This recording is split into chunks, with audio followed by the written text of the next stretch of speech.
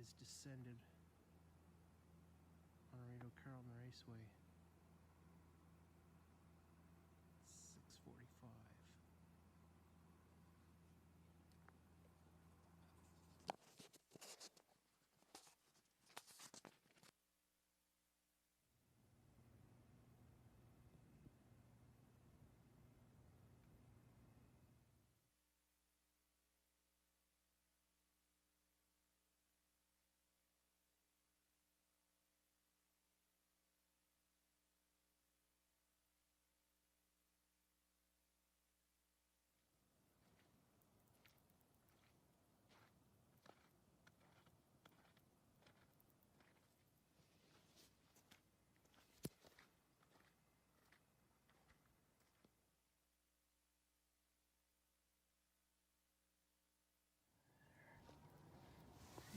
See it all over. Right there, see the bubbles? Yeah. Hold your phone right close. Now you can really see You it. can see it there, you can see it up there. It's all bubbling all over, And see? this will push out how far? I mean, there's probably 10 inches of fucking frost in the track. At least. And that was it for Sunday, February 28th. I'm Peter Andrusek, and this is the Rideau Group. Joining me right now is our longtime track manager, Jeff Taylor. Anybody who manages a farm track knew we were toast long before we called the races on Sunday. However, for those that are not familiar, tell us what happened, Jeff. Well, end of February, 1st of March, you know, maybe the whole month of March, that's the toughest time of year to run a racetrack. And what people got to remember is, like, there's moisture in the ground all the time, and the track is no different. That's going to freeze and stay froze for, 4 or 5.5 months. And when you get a mild, sunny day, especially when the days are getting longer, that's all going to want to thaw from the heat of the sun. And the only place it can come out is straight up. And the first day of that thaw is always the worst. That's when you get the water busting out and you can't see and drivers get in trouble. And that's when you can really damage the integrity of the track itself. So you prepare yourself as best as you can, but the first day of the thaw, and it was just unfortunate it was on a race day, that's generally when you just cannot get out there and make more of a mess trying to do too much and probably, risk losing days, if not weeks, if you're not careful. Jeff, what was oozing out of the track there, those bubbles that were popping out like literally everywhere? Well, that was frost, and the biggest thing about that day in particular is it had been the first day where we had a really mild, warm day, and it got warm in a hurry. Like, it was pretty stiff in the morning, but it doesn't take long for that track to draw heat, because you got to remember limestone draws a lot of heat, and it's going to suck frost out. And when you start seeing bubbles, that's all coming from probably 10 inches below the surface. And if you get playing with heavy machinery out there, and even horses, you start breaking into that, eventually you're going to find the bottom of that frost, and that's something you can't fix. And that's when, and I don't like to talk about other tracks, but when you see tracks get in trouble, it's generally they're trying to do too much. And the toughest thing for us a lot of times is sitting back and doing nothing. And sometimes, more than not, this time of year, that's your only weapon. Prepare what you can, a few days out or a week out, but lots of times you got to sit on your hands. And I know that's frustrating for, the untrained eye to watch, but it's just as frustrating for us because, we want to give them the best service we can, but it's got to be safe before it's anything. And if it's not safe, then that's when, we got to pull the plug. Jeff, it's 14 degrees today. What's your outlook for this Sunday? I'm more than confident right now. It's going to get cold a couple of nights, Saturday and Sunday, but the track, it's busted out a lot of the frost through the week. Like you say, it's 14 degrees today.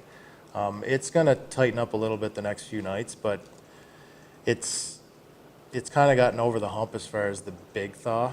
So, it might get a little bit greasy for a couple hours during the day in the morning when the sun hits it, but by the time things cool off in the evening, and daylight savings is going to kind of prolong it a little bit, so it might not tighten up as quick as usual, but the longer the program goes, the better the track's going to get. And I mean, that's the rule of thumb for pretty well any racetrack, you know, especially north of the border. You just have to contend with this. And I mean, the earlier your post time this time of year is, you're up against the wall. So if you got to push things back a little bit, you can. But generally, as the day goes on and things get a little later, it looks after itself. So what you're telling us is you're pretty confident that we'll race on Sunday. Hey, that's good to hear. When we come back, Guy Gagnon's juggernaut of superstars hits a brick wall.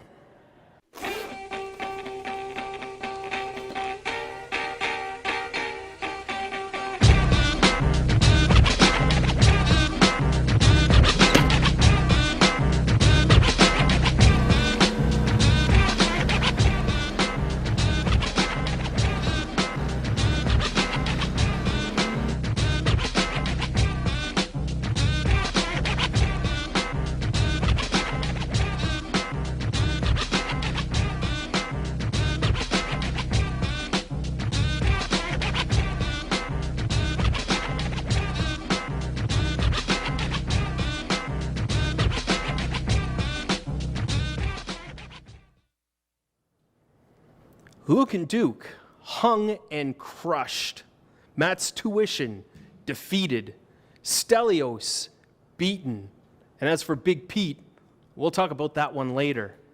John, is it time for the betting public to recalibrate their handicapping strategies and expand their exotic keys?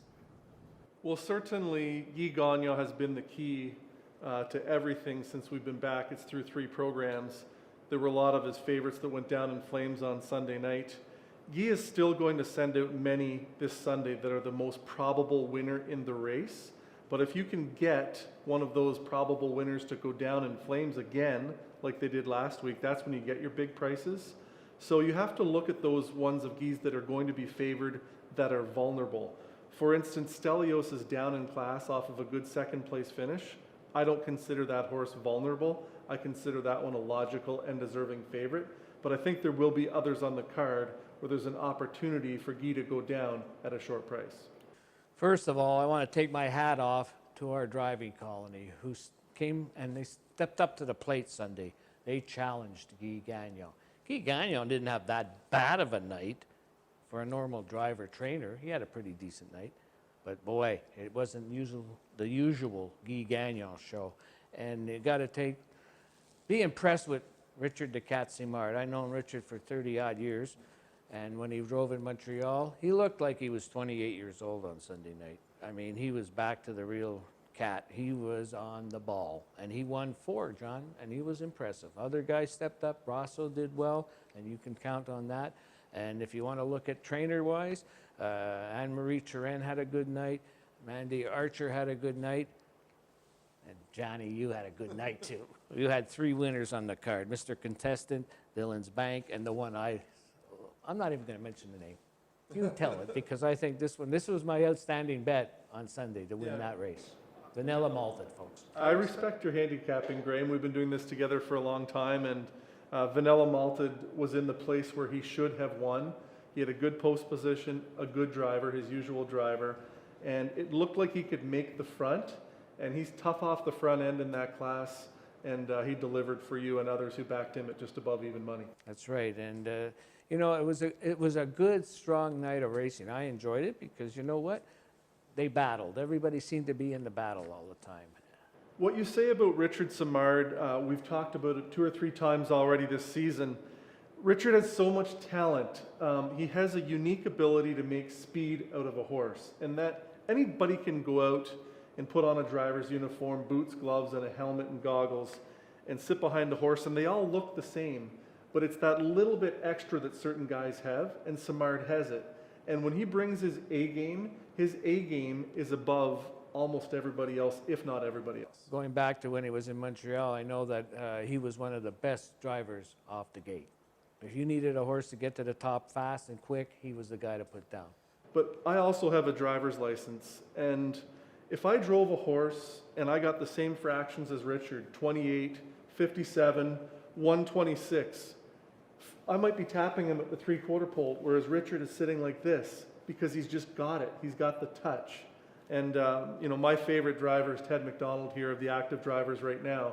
And there's nobody that can carry a horse from the top of the stretch to the wire like Ted McDonald.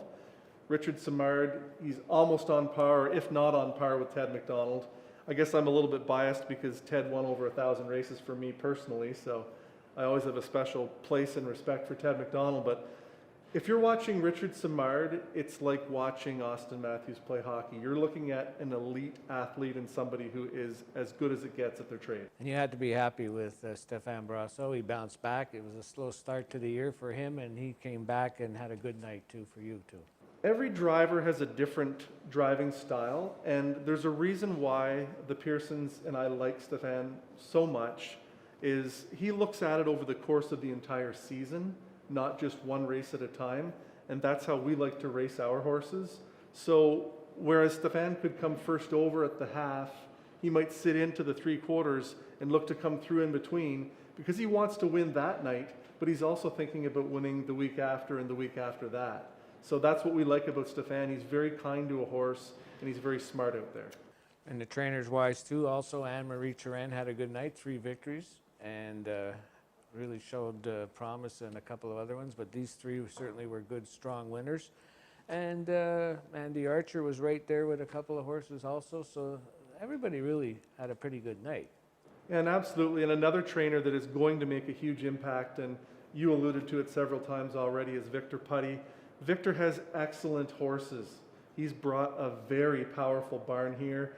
And when his good horses are dropping into low levels, they can be very intimidating to the others in that race. That's right. Race him up, race big last in the Open, and that was a good winning wide for Victor. And he had a couple. He had, I think he told me, 7 checks out of the 10 races. So he was quite pleased with the performance of his horses. Another one that I want to mention that was extremely live. See, you're not here on track. I am, and I'm upstairs. I can see everything. And it's not always what happens in the race that I follow. I watch them head up into the turn, and the horse that was the strongest from the wire halfway into the turn was Officer Jones. Ryan Guy was looking for a seam. He didn't find it until it was too late, was absolutely flying on the end of it and loaded with horse. He's certainly one to watch for this Sunday. Well, one horse that was really flying, Raising a Rocket, the mare, she came. And that one is a very interesting stretch drive. Well, let's take a look at that right now. Legacy. DG's Fairy Stars is next. Second to last is Raisin a Rocket with 8 lengths to make up, and the noted strong closer Sophie's Cam trails. They're by the half in 58-4. ER Rhonda is working hard, trying to wrestle the lead away from Lady Lakeshore. Kahlua Morning is there in third. Up the inside, Michelle Z. Tam, the 4th one. Black Electra is gapping slightly in the cover. Stepping it up 3 wide, there goes Jan's Legacy. On her back is Raisin a Rocket. DG's Fairy Stars saves ground at the rail, and Sophie's Cam would need an improbable sweep from 9th. They're at 3/4 in 127-3. ER Rhonda is the one to catch. Leads this field by 2, getting some right-handed reminders from Guy Gagnon. Long shot, Lady Lakeshore is still second, winding up out of the backfield. Raisin a Rocket is putting in her best, but she's way out on Albion Road and closing hard. There's an 8th to pace. ER Rhonda way out wide. Raisin a Rocket has plenty of work to do. She's flying, but time's running out. ER Rhonda wins it. Finishing second, Raisin a Rocket. Lady Lakeshore, a determined effort to finish third. 4th was Michelle Z. Tam in 157-4. Yeah, that's not bad, John. All the way to Albion Road, but that's a hell of a mare. What do you think? Well, absolutely, and she has one burst, and the driver has to time that big burst, and I'm sure Ryan Guy was upset that he was running out of real estate late in the mile. She was extremely wide coming off the last turn, and if she would have just had another 2 or 3 seconds, she was a winner. Yeah, and another 10 feet would have been a winner.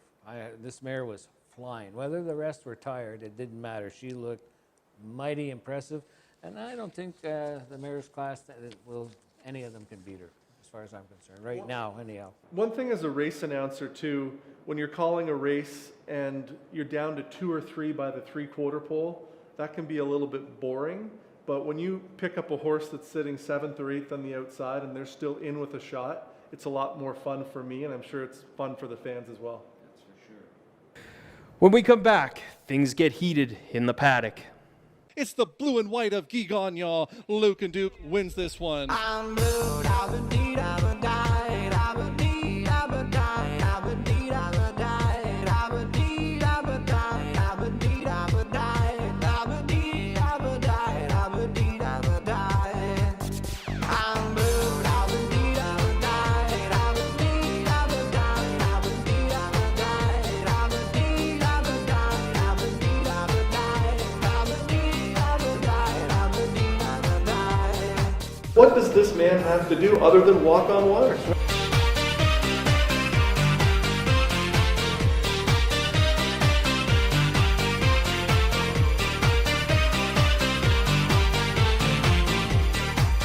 I'm blue, I've been deed, I've been died, I've been deed, I've been died, I've been deed, I've been died, I've been deed, I've been died, I've been deed. 8 in 4th.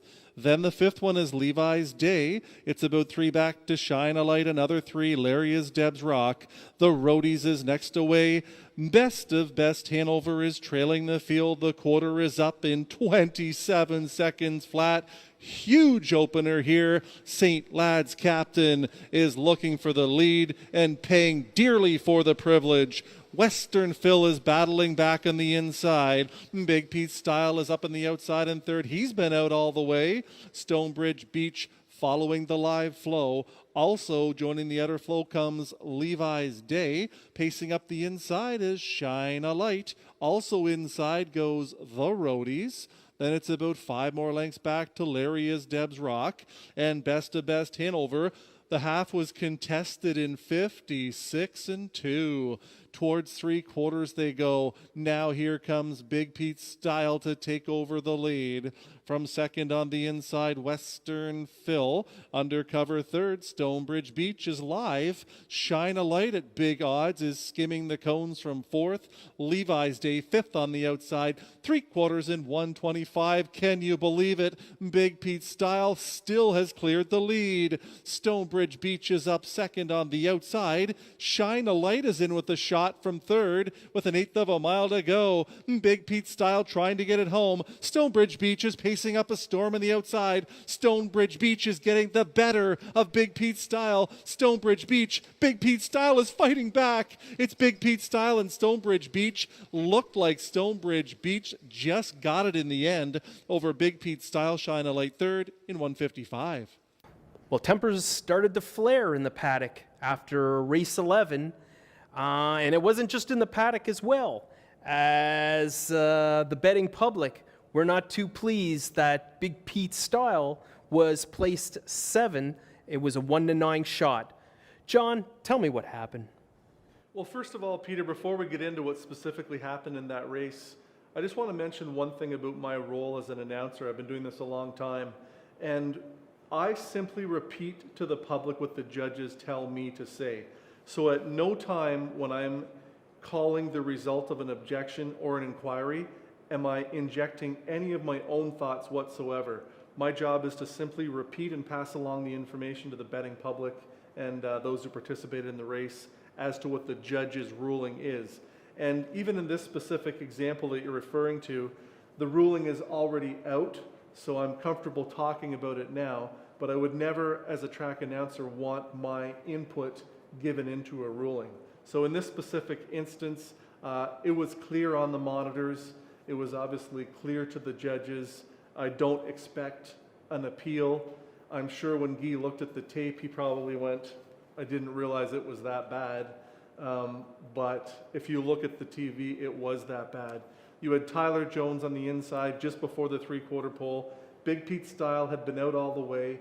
He had covered much of the way, but when he was putting in his best and trying to clear Tyler Jones, as you could see with his left leg, was pulling out the earplugs and asking his horse for all he had, and Guy was asking Big Pete Style for all he had. Guy needed about maybe 2 or 3 feet to clear Jones. He might have thought it was only 2 or 3 inches, made the split-second decision to come over and cross over down to the rail, and that's what resulted in his placing from 2nd to 7th. Graham, you got the judge's rule. That's right. And for the first time in my life, I feel like Judge Wapner reading this sentence. It's pretty interesting.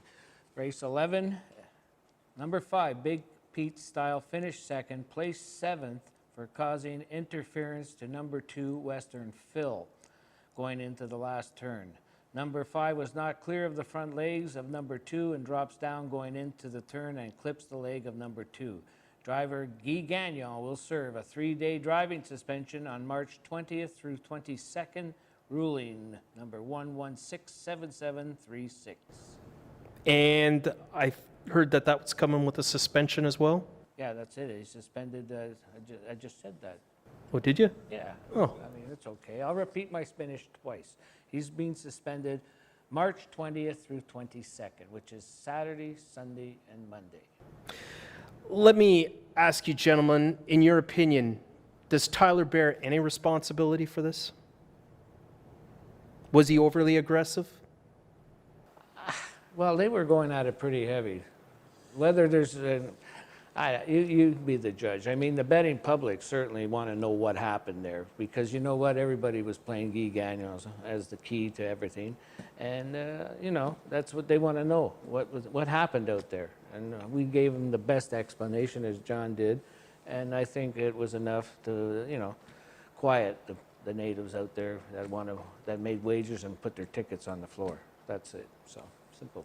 I think it was a fair judgment, and I think I saw Guy Gagnon, and Guy was he wasn't like overly upset. I think he knew that he was going to get days because he knew that, hey, that's part of the game, and I did it, and he took it. So that's it. Peter, here's the situation the way I see it. If this was at the quarter pole and Tyler Jones was in front and Guy was coming at 1-9 with Big Pete Style, I think Tyler Jones would have been a fool to not let Guy pass and go to the front. But Tyler Jones had already put away Darcy Clancy, who was parked all the way to the 5/8. And then when Guy came 3 wide off cover, Tyler Jones had the presence of mind to know that Guy had already been out all the way. So Tyler Jones is giving it all he's got for that horse, the betting public, and the owners of that horse.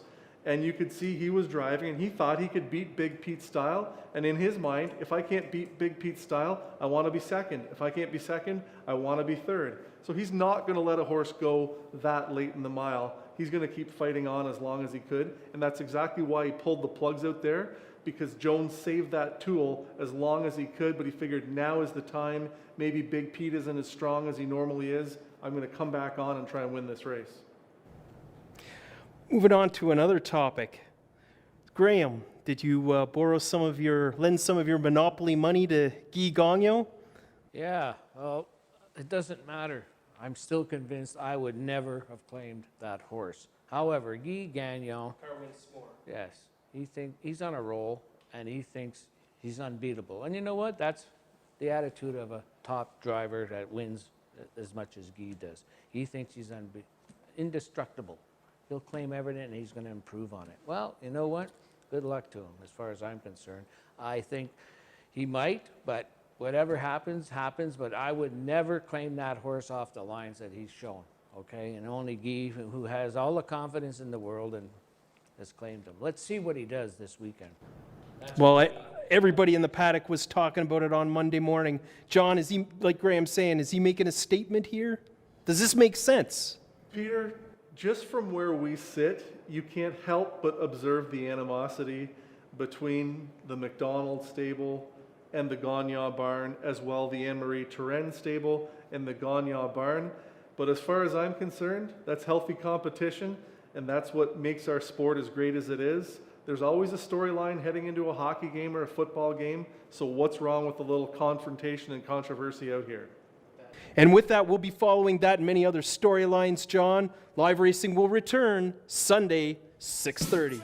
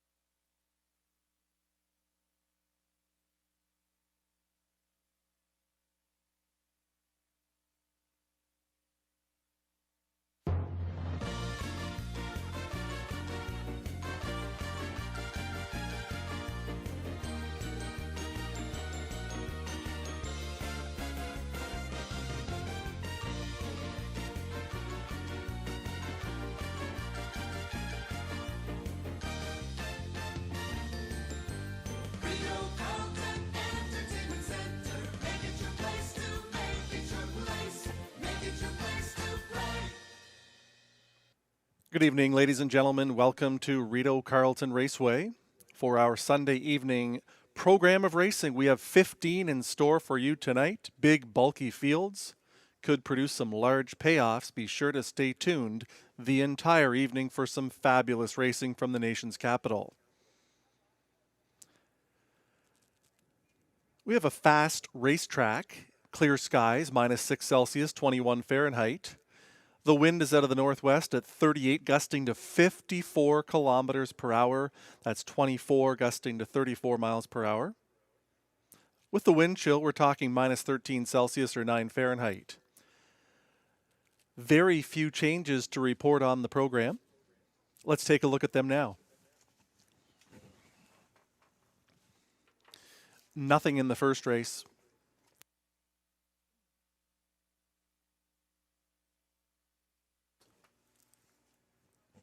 In race 2, driving number 6 SG Goliath King, Samuel Filion. Samuel Filion driving SG Goliath King in race 2. In the third race, trainer Victor Putty goes steel to aluminum on all four with one Della's Boy.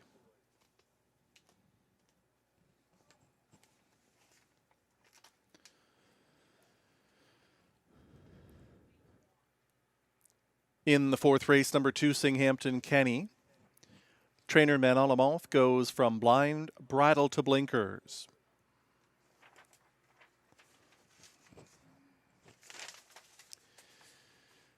In the fifth race, scratch number 9, Bally, and the also eligible will not go.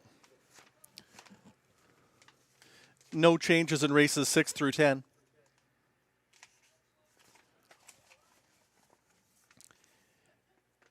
In race 11, trainer Victor Putty goes from blind to blinkers on 3, Levi's Day.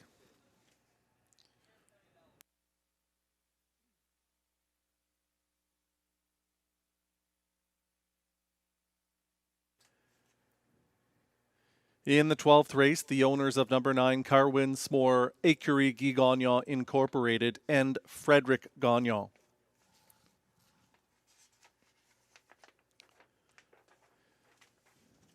No changes in race 13.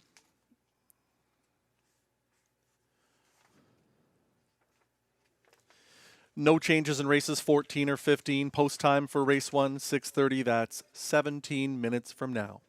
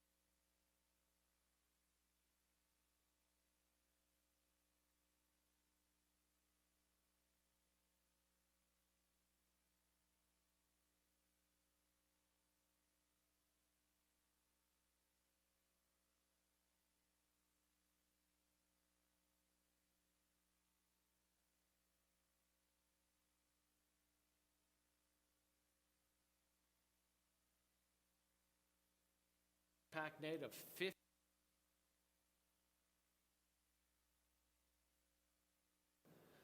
Good evening, ladies and gentlemen, and welcome to Rideau Carleton Raceway, an action-packed night of 15 races tonight, Johnny. And I'm here with John McMillan. 15 races, 14 with 9.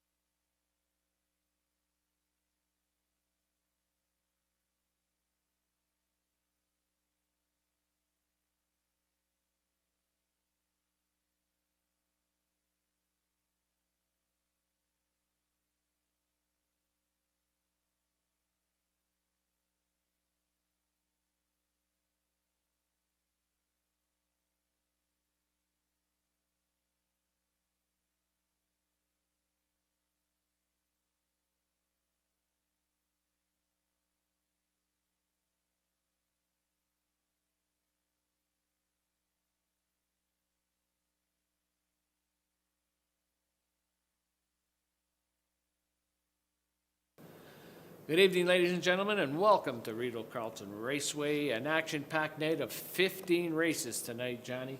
And I'm here with John McMillan. 15 races, 14 with 9 horses, 1 with 8. Should have a good night. It's going to be excellent for the bettors too, because large fields could produce some big payoffs, and I don't think there's a lot of huge favorites tonight.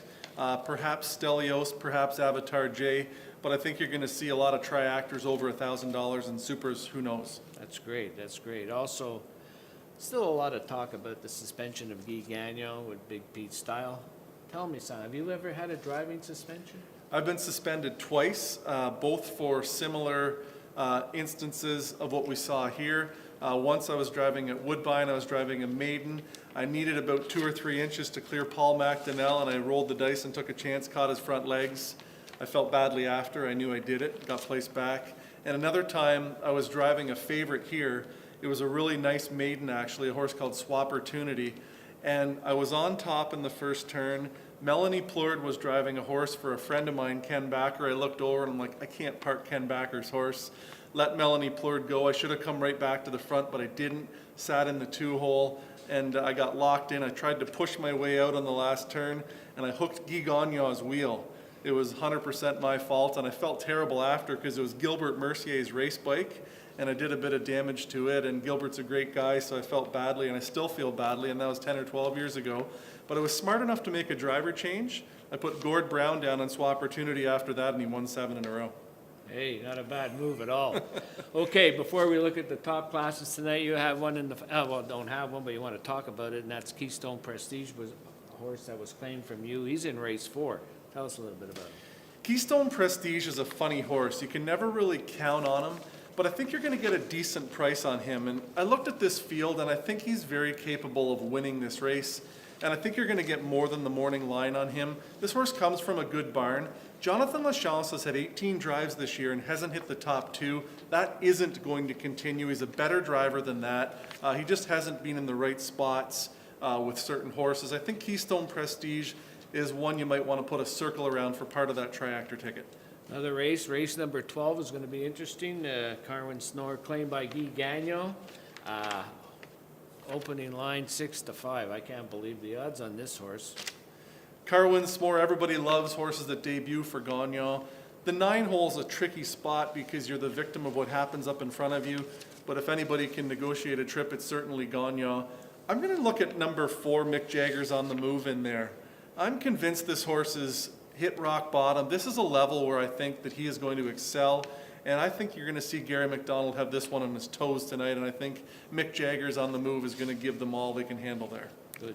Okay, race 13. We have a 13-year-old racing in race 13, Undercover Strike, on a roll, 6 in a row. Does he get 7, John? That is difficult to say. This could be one of those vulnerable favorites, and I'm not cheering against him by any stretch of the imagination. But Graham, as you know, if you want to get a good triactor, you have to beat these heavy favorites, and a horse coming in with 6 in a row is certainly going to be bet off the board. Undercover Strike won last week, but Gagnon had to ask him a little bit at the top of the stretch. That's the first time I've seen him have to chase him along a little bit. I'm not saying that he wasn't impressive in victory because he still dug deep, still got the job done. But the waters are a little bit deeper here. There's some decent horses in this field. There's lots of early speed and there's some closers. So Guy and Undercover Strike are both going to have to be at their best to win the 13th race. Okay, we're looking at the open trot. 9 horses, open pace, 9 horses in the trot.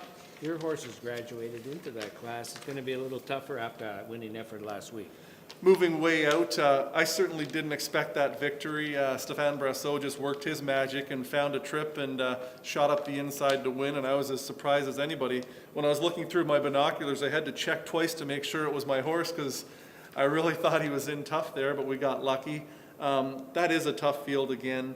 The one that had us all baffled was the 8 Nimbus Dio. Ephilion took this one in hand early and rode the rail. Will she get a more aggressive steer tonight? I'm not sure. I know she certainly has the talent to be there. Another 8-hole for that horse, too. Professor Frydock's long shot. Well, I don't even consider him a long shot, but he is a long shot, basically. Less 10% in here, making second start. I think this horse you're going to see very, very close tonight. Yeah, I can see your point. I'm going to need to see a little bit more before I recommend him. It took him a while to find his best stride last season, so maybe a start or two, and he'll be ready to beat this bunch. That's why he's my long shot. Simple. Okay, we go to the open pace. And that's strange. It's in the last race, so it's going to keep everybody up real late tonight, that's for sure. But I think it's worthwhile watching this race. It's going to be very interesting.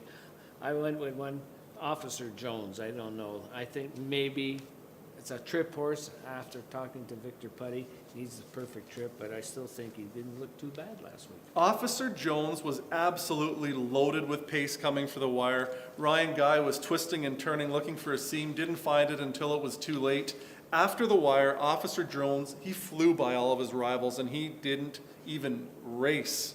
He was absolutely strong, and I think that he does have a chance. But I'm looking at the classy veteran, number 6, National Debt. You don't see this horse stay out of the winner's circle too long at Rideau Carleton. I know he's getting up there in age, but he looked really good in the final strides last week, and I think this could be his night. That's right. I like this horse too. And you got to look at Race Him Up. It comes off that win, but 8-hole, really tough position here to get a win. For sure, 8 holes very difficult here, especially in a bulky field of 9.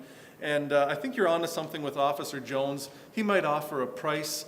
And I think I'd be on the Victor Putty horses all night long tonight. Victor's doing good things, and I think that's going to continue. That's right. And your horse, Vanilla Malted, has graduated back up and comes off that superb effort, which I predicted. And I think tonight he's going to have his hands full. This is a tough class. It's a tough race, and to be stuck in post position 9 is not what I would have preferred for him, but you never know. Clark Stacey's going to have a few tricks up his sleeve to get the job done there. Okay, we hope that all your photo finishes are winning ones. Have a great evening with us here at Rideau Carleton Raceway.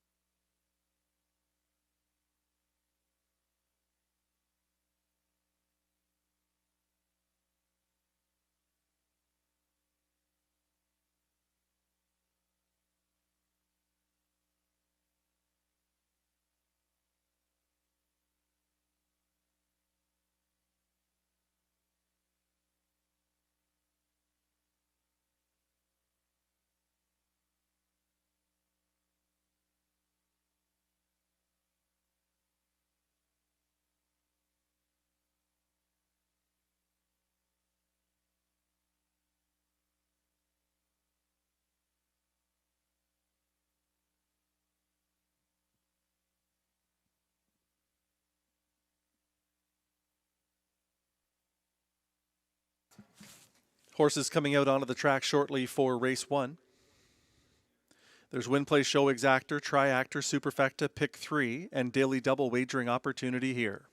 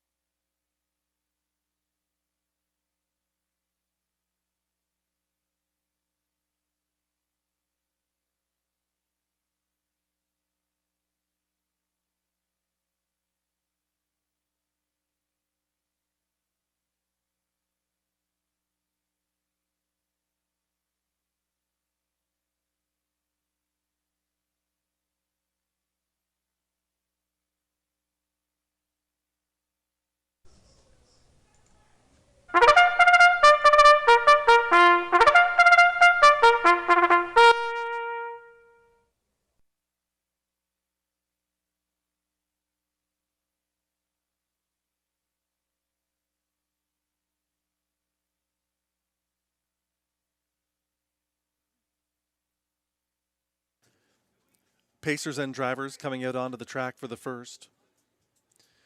Race 1 is for non-winners of $20,000 lifetime. The purse is $6,300.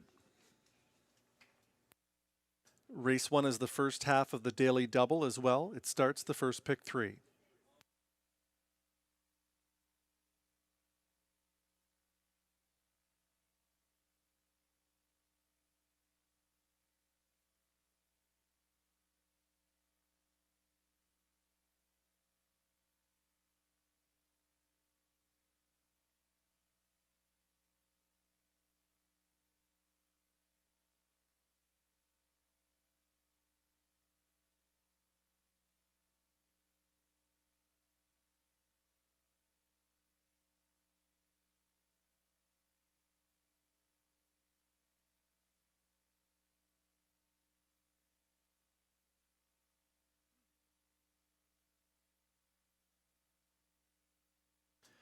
Here's your field on post parade for race 1.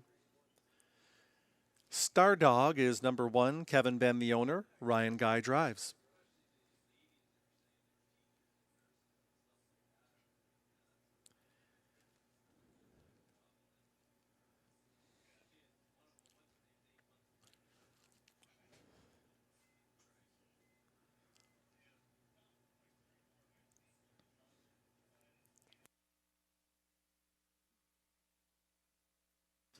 Magnus Sealster 2, Claude LaRose drives for co-owners, a numbered Canada Corporation, and the other Claude LaRose.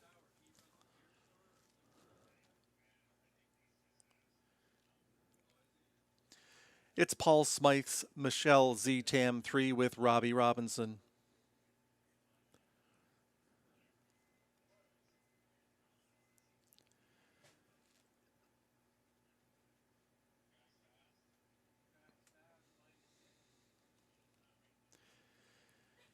Mary Claude Auger drives 4, Task Bar Hanover for owner Ron Charette.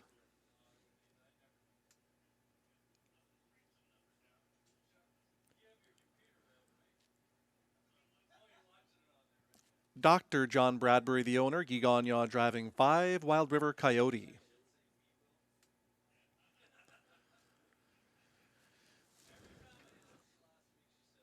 Perfect Alley in 6, Jonathan Lachance in the bike for owner Kathy McBride.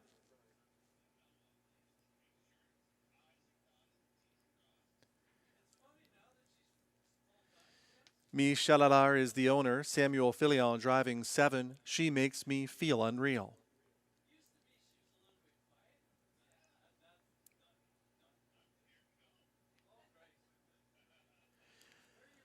Mall Cop 8 completing the field. Tyler Jones in the sulky for owner Rachel Burns. That's your field for race 1. Post time is coming up shortly. Horses are away on their first and final score.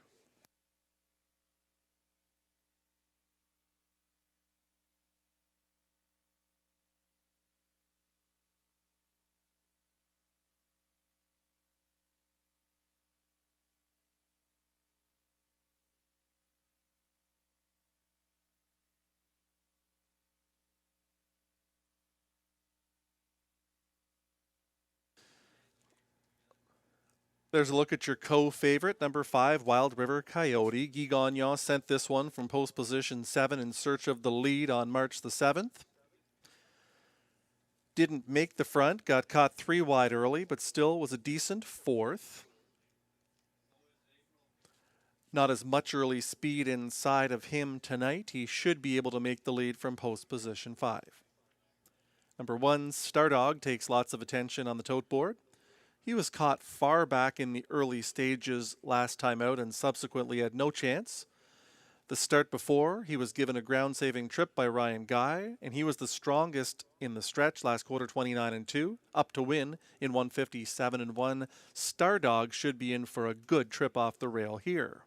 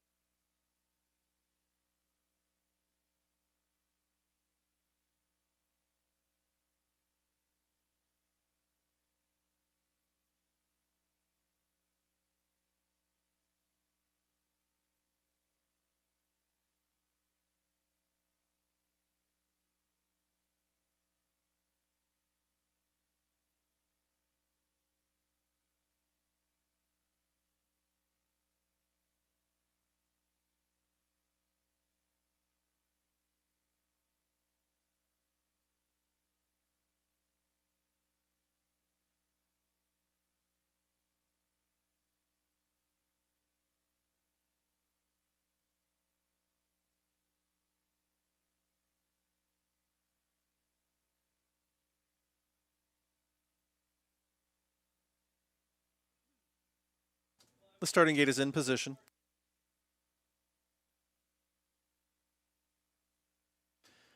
The starter is called the field to the gate. Number 5, Wild River Coyote, took all of the late action, hammered down to 3-5. Stardog with Ryan Guy on the inside, Magnus Seelster and Claude LaRose, Michelle Z. Tam with the Rocket, Robbie Robinson. Then it's Taskbar Hanover, Marie-Claude Auger, Wild River Coyote, and Guy Gagnon. Perfect Alliance, Jonathan Lachance. Further out, She Makes Me Feel Unreal, Samuel Filion. On the outside, it's Mall Cop and Tyler Jones.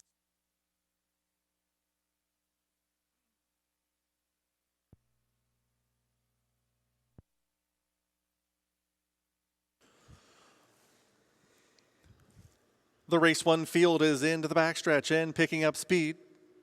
They're at the start. They're often pacing. Wild River Coyote is sent out after the early lead and will cross over for Guy Gagnon. Stardog is right into the 2-hole. She Makes Me Feel Unreal makes it a 3-wide start. Taskbar Hanover to her inside. Up the cones goes Magnus Seelster in 5th. It's 3 back to Michelle Z. Tam. Then comes Perfect Dalliance. Mall Cop is the early trailer with the lead. That's Wild River Coyote. The quarter is up in 28-4. Wild River Coyote leads this one by a length and a half, with Stardog tracking second, Taskbar Hanover in third. Racing fourth for Magnus Seelster. Then in fifth, She Makes Me Feel Unreal. Mall Cop is starting to the outside and flushes some cover. Inside of that one is Michelle Z. Tam. Perfect Dalliance is the trailer, about 9 lengths off of the lead. Wild River Coyote dictating the tempo by the half of 59-4. 31 flat in the second quarter. Wild River Coyote is still going strong on the lead. Star Dog is bravening up in the 2-hole. First up attacking comes She Makes Me Feel Unreal. Taskbar Hanover is live and saving ground from 4th. 5th and getting towed up into it now comes Mall Cop. No racing room for Magnus Seelster. Outside of that one is Perfect Dalliance and Michelle Z. Tam saving her best for last. They're by 3/4 and 1:30-1. On the final turn, Wild River Coyote stretches the lead to 2. Star Dog gives chase from second. She Makes Me Feel Unreal is on the outside. Up the inside, Taskbar Hanover 4th with 1/8 of a mile to go. It's Wild River Coyote, the one they're all chasing. Here comes Star Dog on the outside. Inside to Taskbar Hanover, Wild River Coyote, Star Dog, Taskbar Hanover, any one of these three. Wild River Coyote stays game to win it over Star Dog and Taskbar Hanover in 2 minutes and 1/5.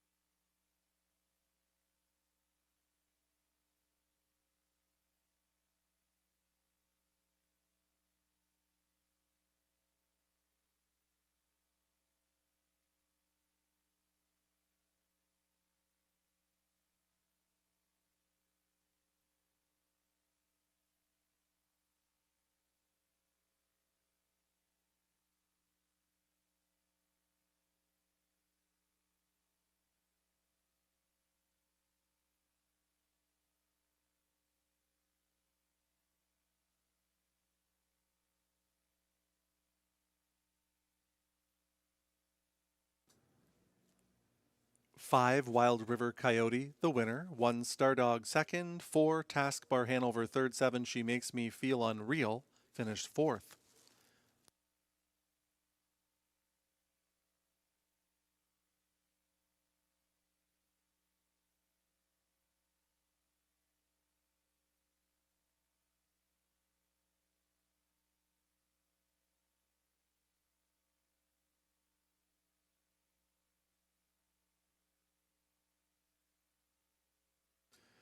Five Wild River Coyote wins it. He's a brown gelding, 4 years old, by Shadow Play out of Alcor Semelu by Mach 3.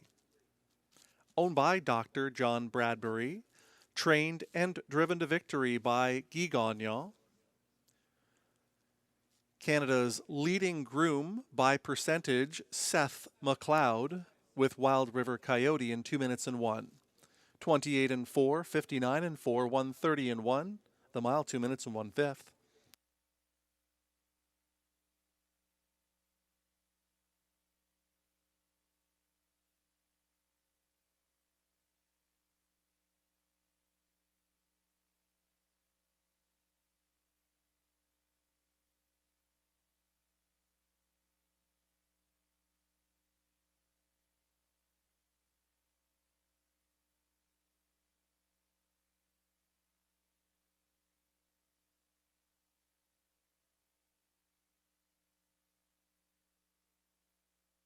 It's official. 5 Wild River Coyote pays $410, $280, $220. 1 Star Dog $340, $320. 4 Taskbar Hanover $310 to show. 5-1 Exactor $1370. Dollar Try 514 $2165. Dollar Super 5147 7410.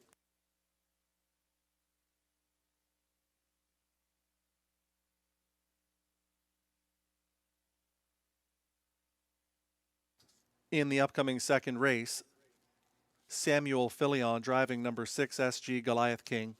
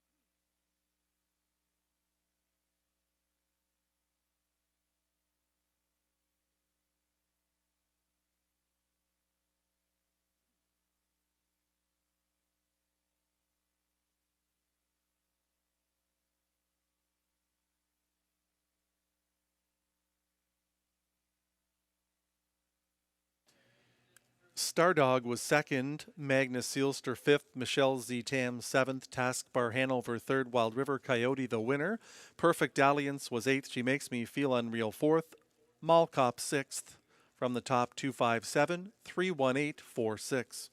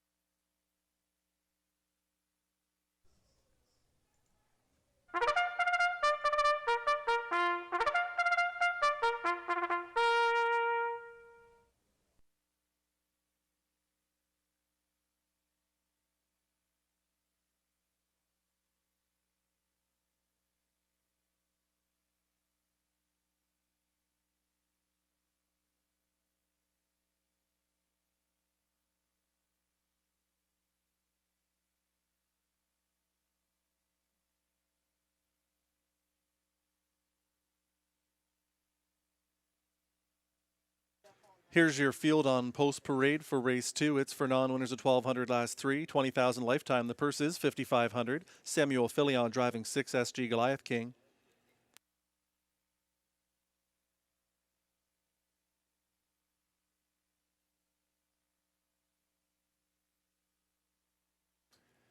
There's the one sometimes when it's Robbie Robinson for Andrea, Jennifer, and Brittany Smiley.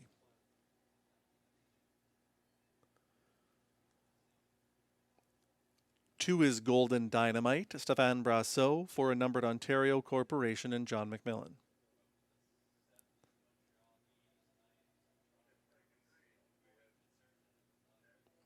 Raising Rusty is number 3. Stéphane Pouliot drives for a numbered Quebec Corporation.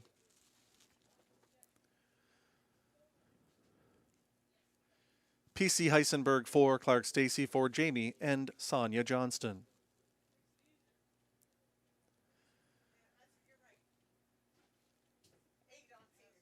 Beyond the Lens 5, it's Guy Gagnon for Benoit and Samuel Hébert, along with Leah Rose Laverne.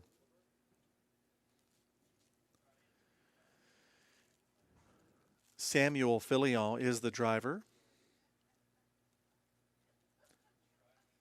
There's number 7, Aim High Hanover, was Jacques Baudouin, the owner driver.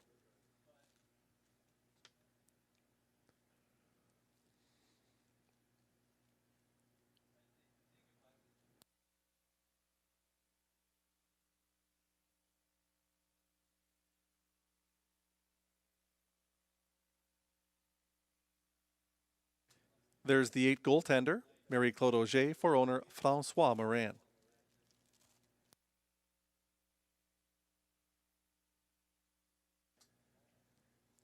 Holiday Party 9, Pascal Berube, for Group Holiday Party.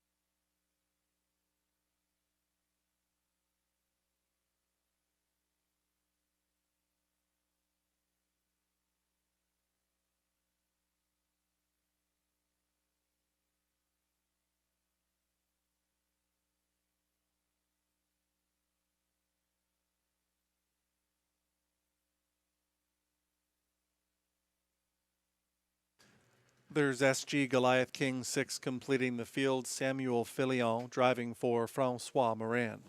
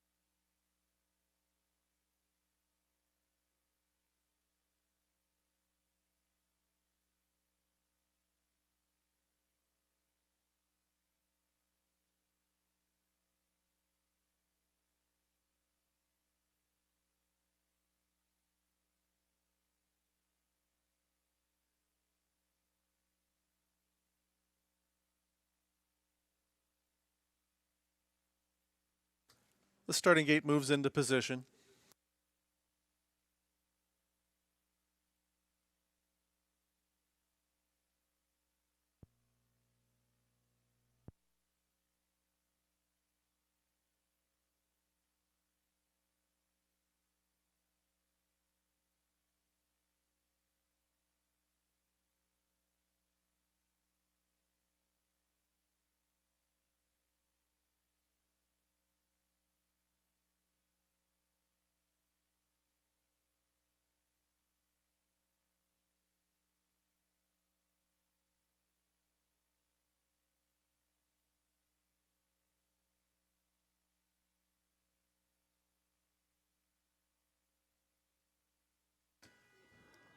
The starter has called the trotters to the gate.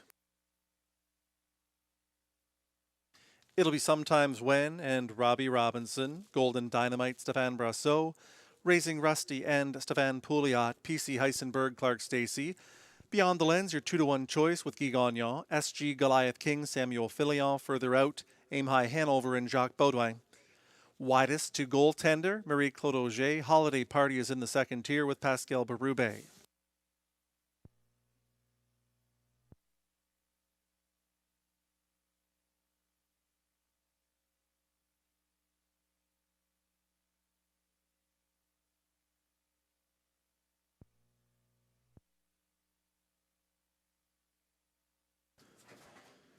Trotters for the second race into the backstretch and picking up speed.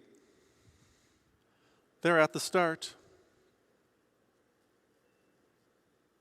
They're off and trotting down the center of the racetrack. There goes Beyond the Lens to the early lead. PC Heisenberg is away from the gate in second. Sometimes When shows up in third. Raising Rusty is the fourth one. Holiday Party is through to be fifth. Aim High Hanover is sixth on the outside.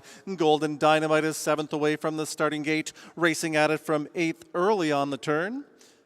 That's SG Goliath King, and trailing the field is the noted strong closer Goaltender. 29-1 to the opening quarter.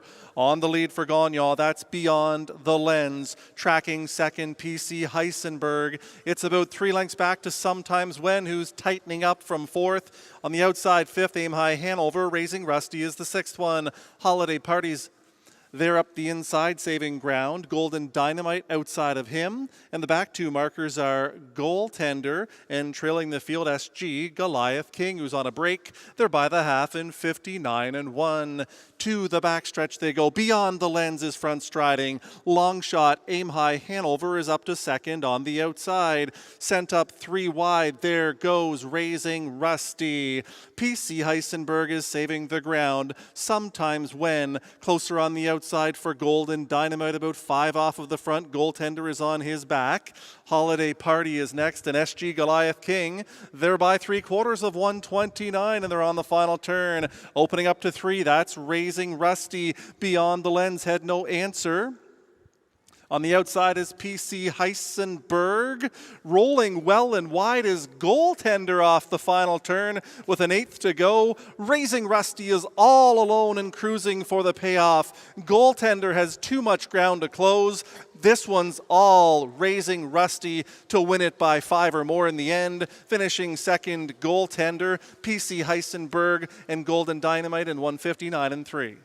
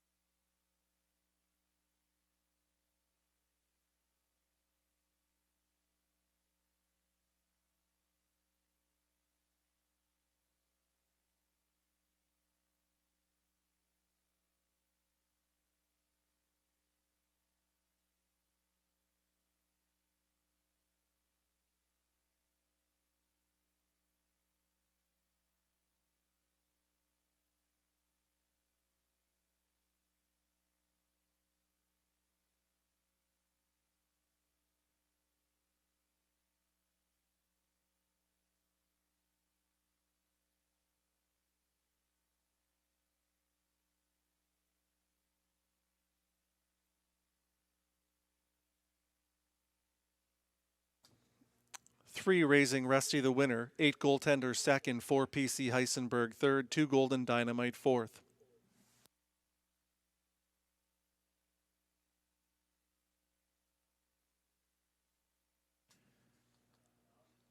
Three, Raising Rusty the winner. He's a big gelding, 4 years old, by Cadabra, out of Raising the Bar by Angus Hall. Owned by a numbered Quebec corporation, trained and driven to victory by Stefan Pouliot. Raising Rusty in 159-3, 29-1, 59-1, 129, the mile 159 3/5.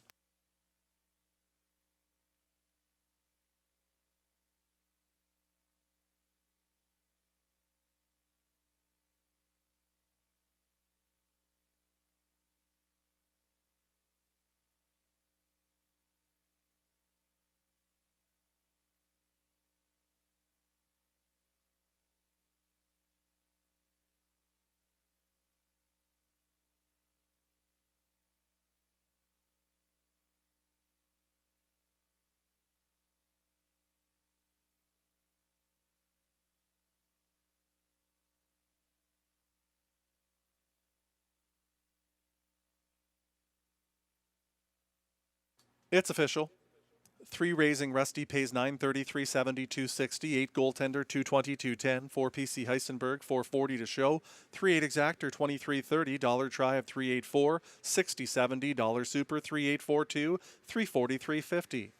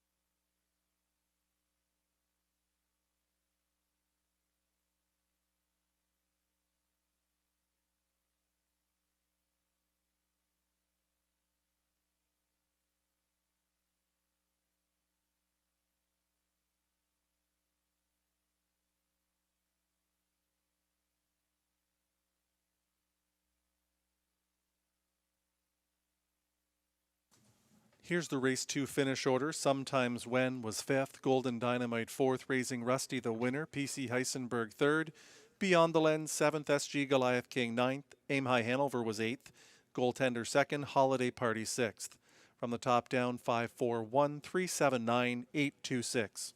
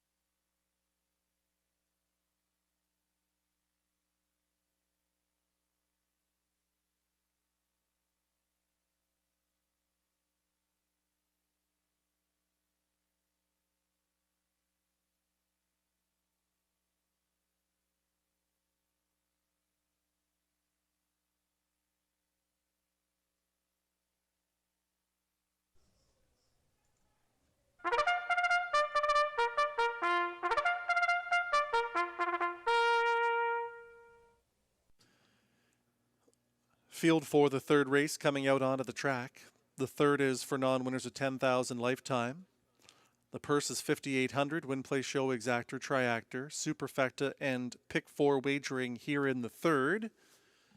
And we'd like to send out tonight's third race to notable breeder, owner, trainer, driver, Jeff Lilly. Hello and welcome to the broadcast, Jeff.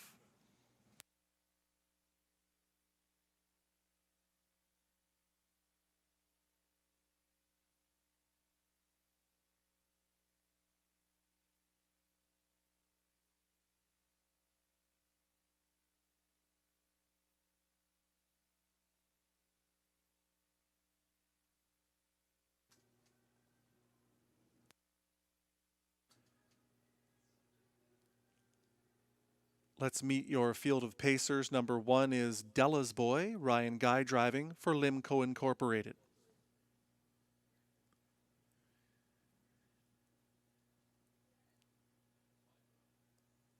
Debutante Philly Freedom 2, Jason Gilchrist for Andrew Moore and Charles Farrell.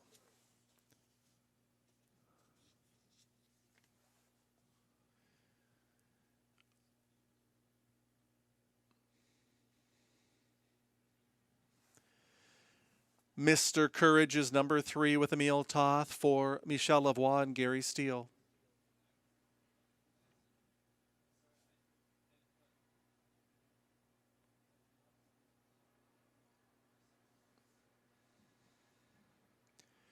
Billy Bayama 4, Justin Filion for Bayama Farms Incorporated.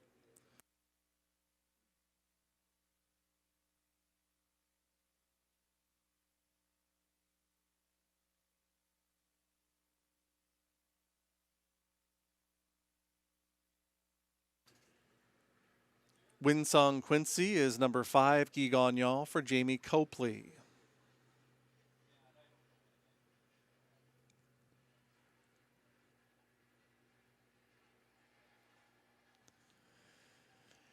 Better Than Men is number 6, Jonathan Lachance in the bike for Jennifer McBride.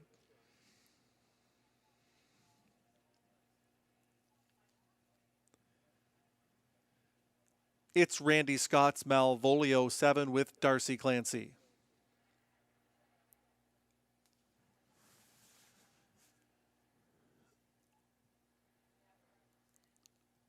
Despacito Lou is number 8. Robbie Robinson driving for Jacqueline Denel and Earl Castleman.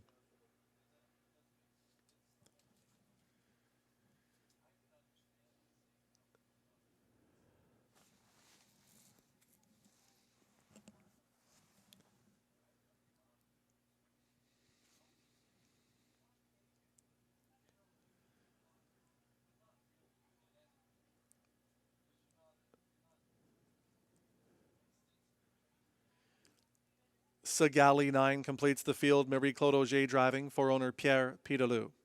That's your field for race 3. Post time in just a couple of minutes.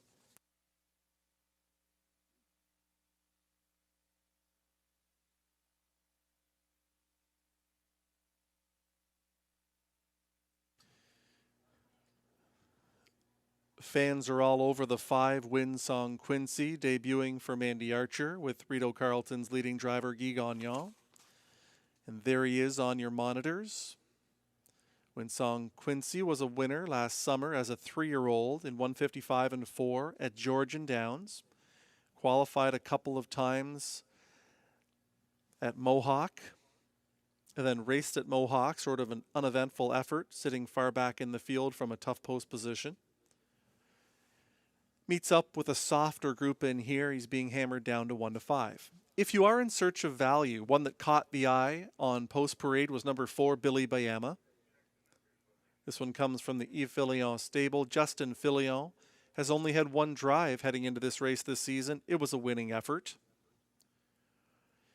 I think Billy Bayama could take a step forward off of his March the 7th performance, where he was caught in traffic. I think if you are looking for a long shot, 25 to 1 is a square price on 4 Billy Bayama, who has a chance at making some noise here in the third race, the Jeff Lilly.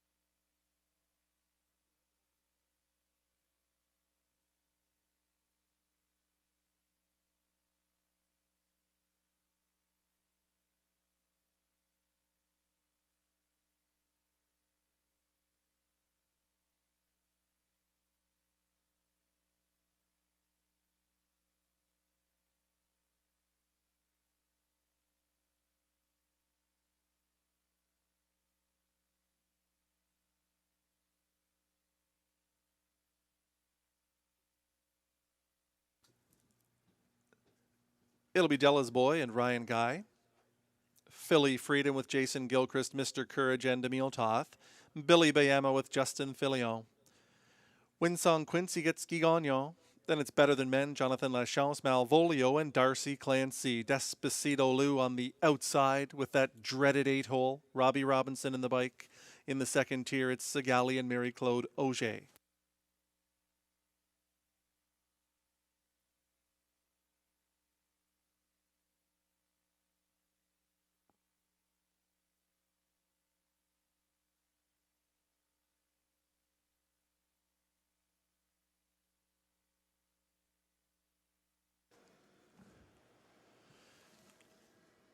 The starting gate picks up speed into the backstretch for the third. It's the Jeff Lilly pace. They're at the start.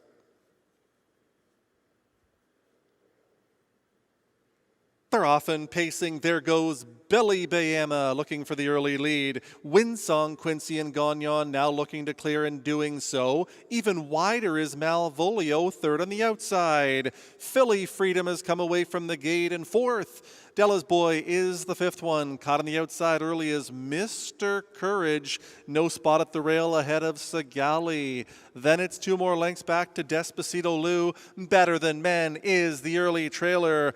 7-hole and all. Malvolio made the front in 28-4. Here comes Winsong. Quincy. Gagnon isn't waiting to reclaim under the line the first time. Malvolio is back to second. Billy Bayama in third. Mr. Courage out all the way from in fourth under the whip. Inside of him is Philly Freedom, stepping it up second over and getting out into the flow now is Della's Boy as they work their way past the half in 58-4. On to the backstretch now. That's the white-hooded Winsong Quincy in charge. Mr. Courage is second on the outside. Malvolio right there in third. Della's Boy is on the outside in fourth. Squeezing out from in fifth was Billy Bayama, now setting it up. Third out into the flow. Following that move is Sigali. Then it's about 3 back to Despacito Lou and Better Than Men. Way back to Philly Freedom. 3/4 of 128-1. With the lead, that's Winsong Quincy by about 2. Della's Boy is on to be second. Mr. Courage is back to third. Billy Bayama is the fourth one. Sigali is fifth with an 1/8 of a mile to go. With the lead, that's Winsong Quincy by about 5. Winsong Quincy is pacing to win with ridiculous ease. Winsong Quincy wins it by 7 or 8 in the end on Della's Boy, then Mr. Courage and Billy Bayama in 157.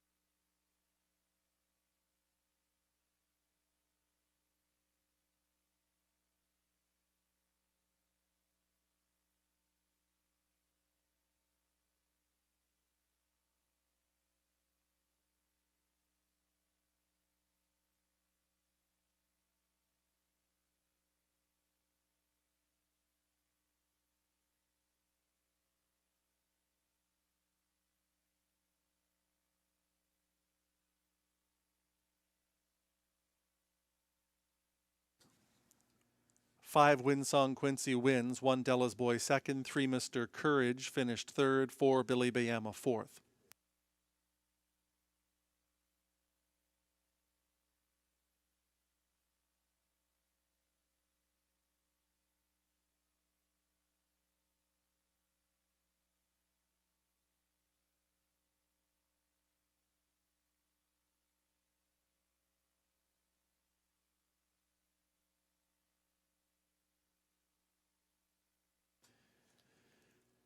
Five Winsong Quincy, the winner.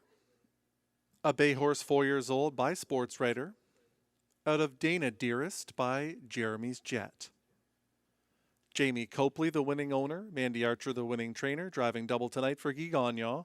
Winsong Quincy in 157 flat. 28 and 4, 58 and 4, 128 and 1, the mile 157, Winsong Quincy in the third.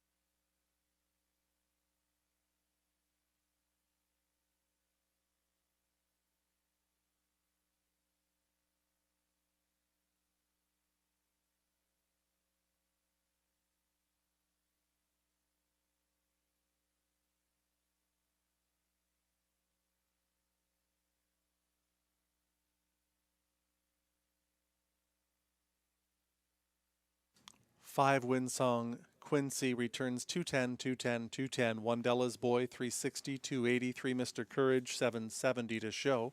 5-1 Exactor 620. Dollar Try 513 1835. And Dollar Super 5134 70 95.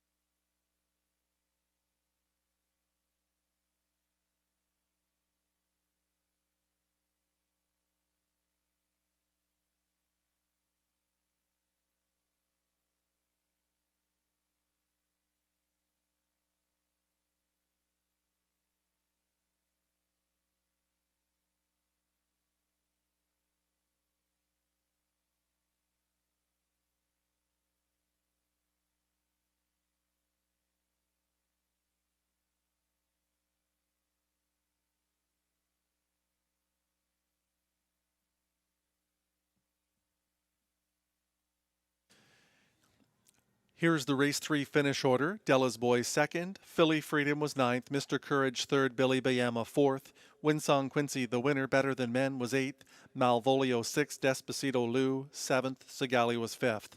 From the top, 293, 418, 675.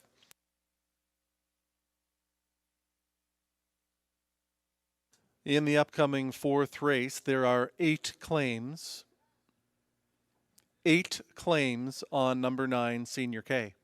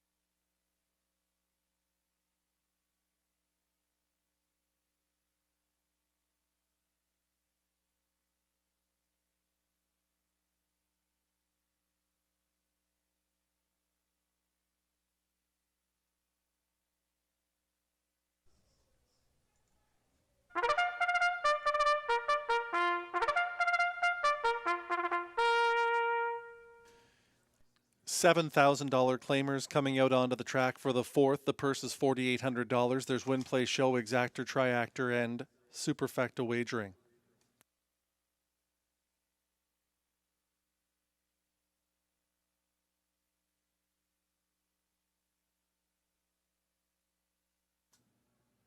Blind to blinkers on 2, Singhampton Kenny. 8 claims on number 9, Senior K.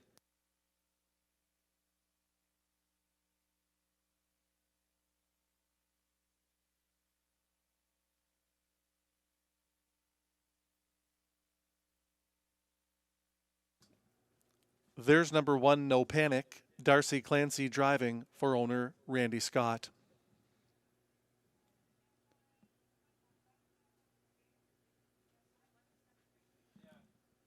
Singhampton Kenny 2, Dan Laflamme in the bike for owner Manon Lamonth.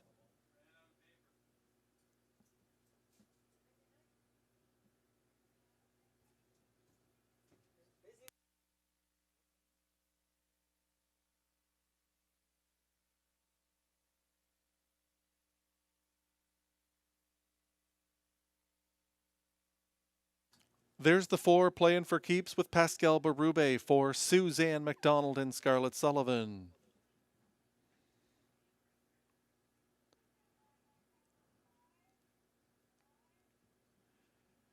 Sin City Shark is number 5, Guy Gagnon for Jamie Copley and Mark Smith.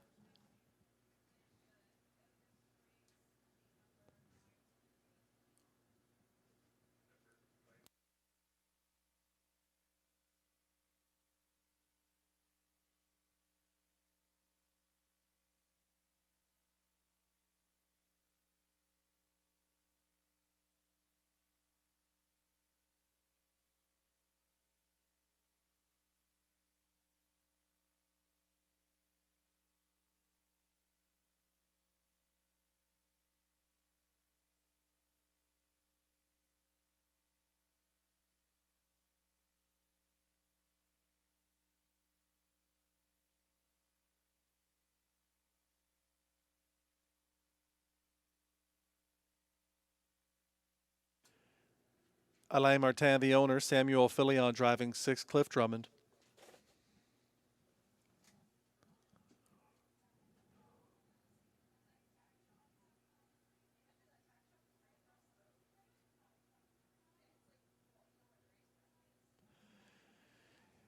Eight claims in on number 9, Senior K, Richard Simard for Michel Lavoie and Gary Steele.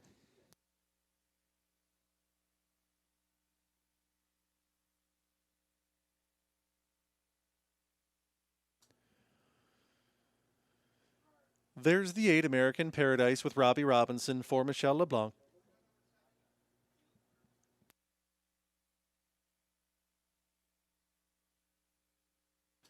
Seven, Shrimp and Grits, Tyler Jones for Rachel Burns.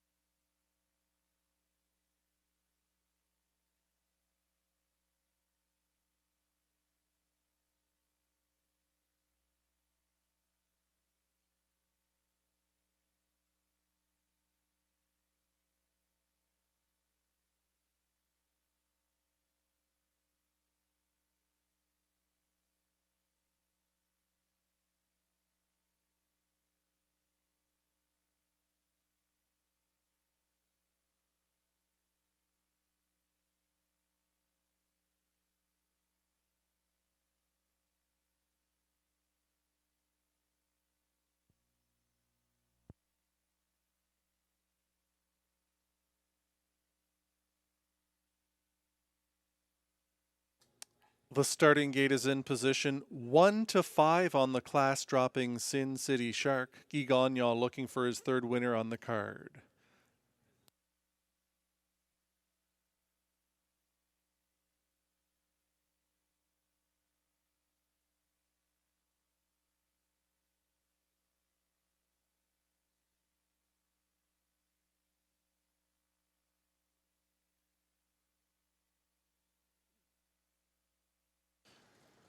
It'll be No Panic with Darcy Clancy. Singhampton, Kenny, Dan Laflamme, Keystone Prestige, Jonathan Lachance. Playing for Keeps and Pascal Berube, Sin City Shark, Guy Gagnon. Cliff Drummond and Samuel Filion. Shrimp and Grits, Tyler Jones on the outside, American Paradise with Robbie Robinson. In the second tier, it's Senior K and Richard Simard.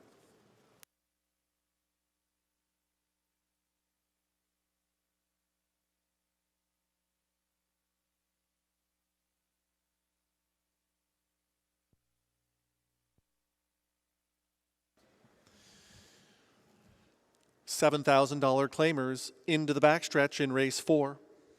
They're at the start.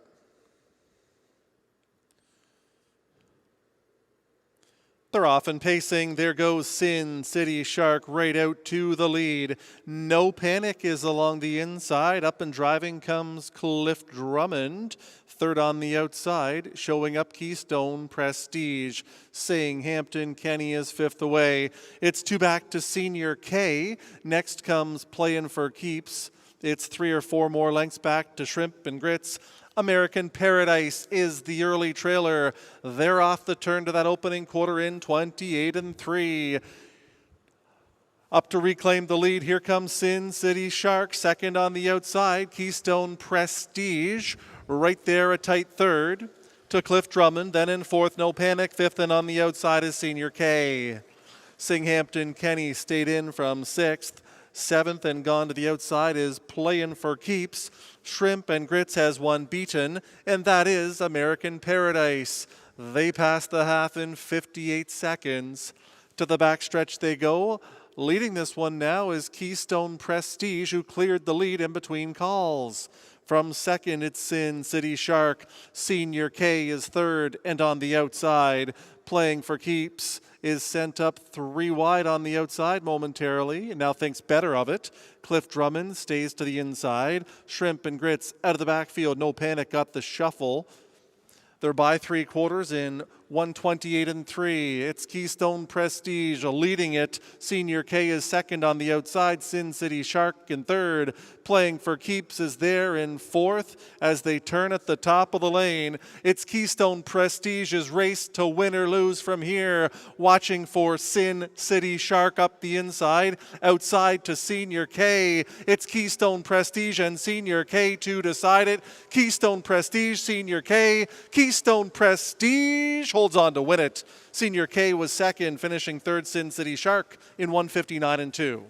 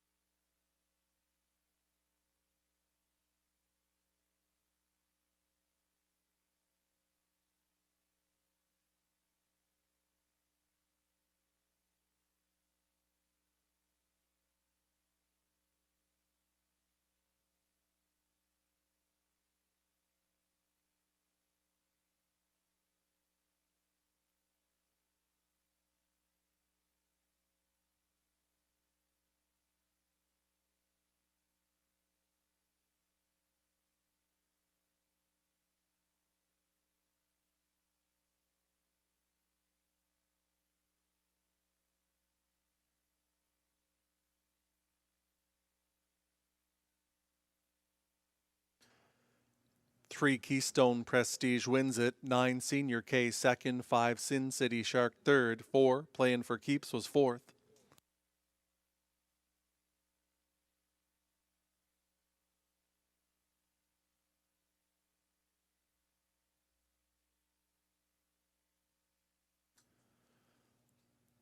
Three, Keystone Prestige, a big gelding, 5 years old, by Better's Delight, out of pending approval by Camluck. Owned by Jamie Copley, trained by Mandy Archer, driven to victory by Jonathan Lachance. Keystone Prestige in 159-2, 28-3, 58, 128-3, the mile 159-2.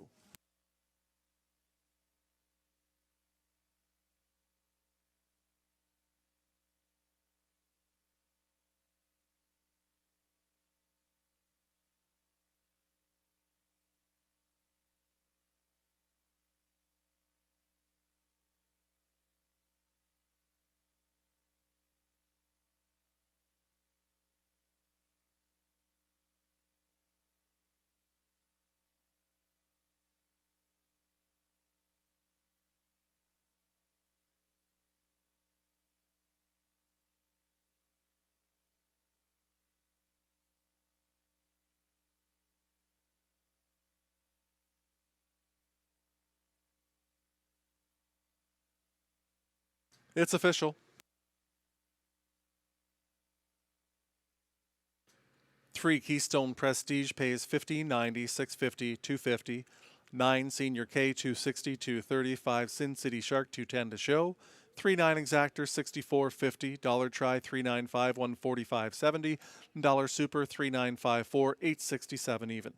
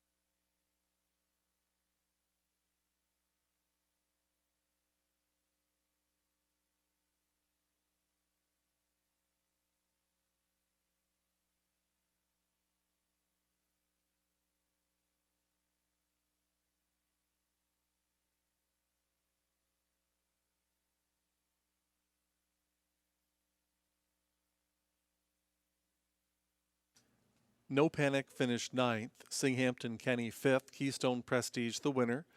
Playing for keeps 4th, Sin City Shark 3rd, Cliff Drummond was 6th, Shrimp and Grits 8th, American Paradise 7th, Senior K 2nd. From the top down, 951 436 872.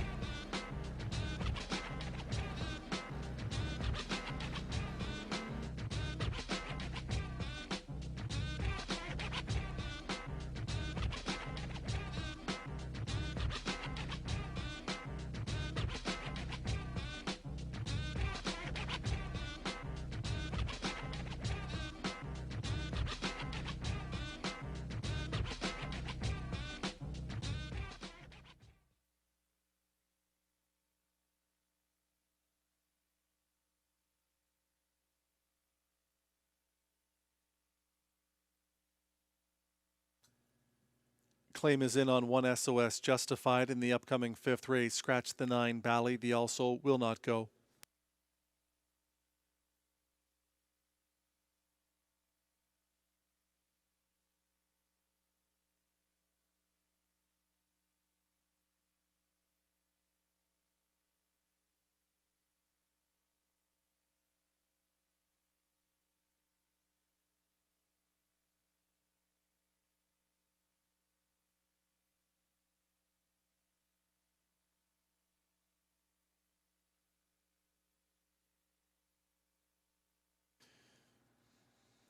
From the 4th race, 9 Senior K was claimed. The new trainer will be Mike Healy, the new owner, Gerard Lafleur.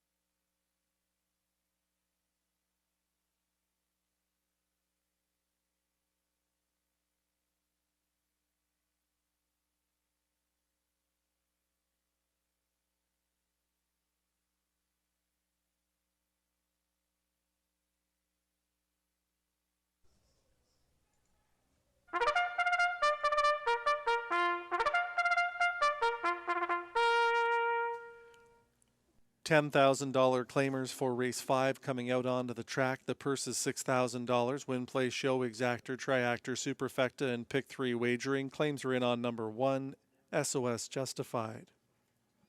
Scratch the 9 Bally. The also will not go.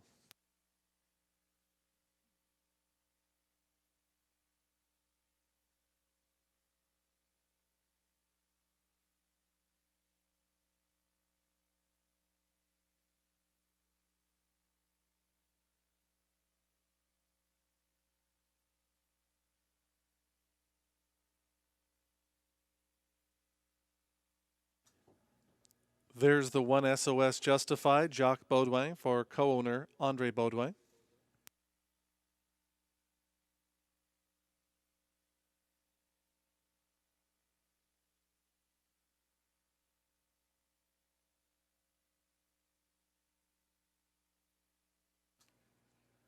Two Red John, Ryan Guy for Bill Maines, Steve Papillon, Limco Incorporated, and a numbered Ontario Corporation.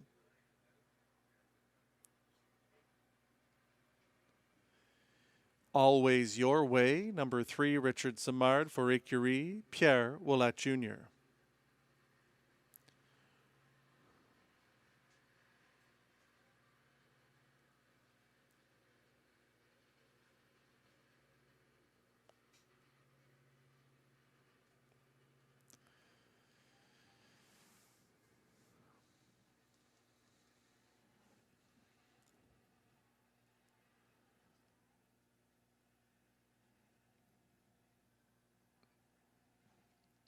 Bet Till Dawn is number 5, Mike Healy for Jennifer McBride.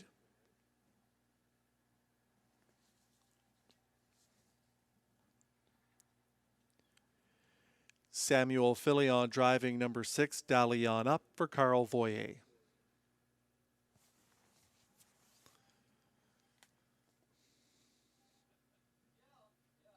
First car 4, Pascal Berube for a numbered Quebec Corporation.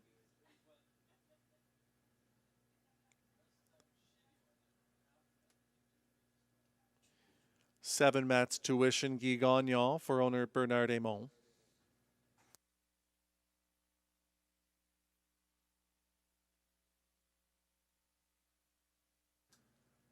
Completing the field, number 8 St. Lad's captain Darcy Clancy driving for co-owner R. Dennis Allport. That's your field for race 5, post time in just a couple of minutes.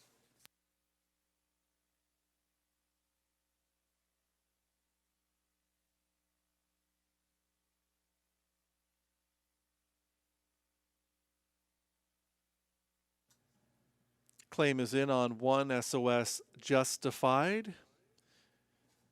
It was a short stint in the Joanne Bégin stable. Jacques Baudouin will give it all he's got off the rail. But there is a serious speed presence in here, and that's the number 4 First Car. Not saying First Car will be around to tell about it at the end of the mile, but if you look at his program lines, he has blinding gate speed, and he could make things very interesting for any other levers here in the 5th race.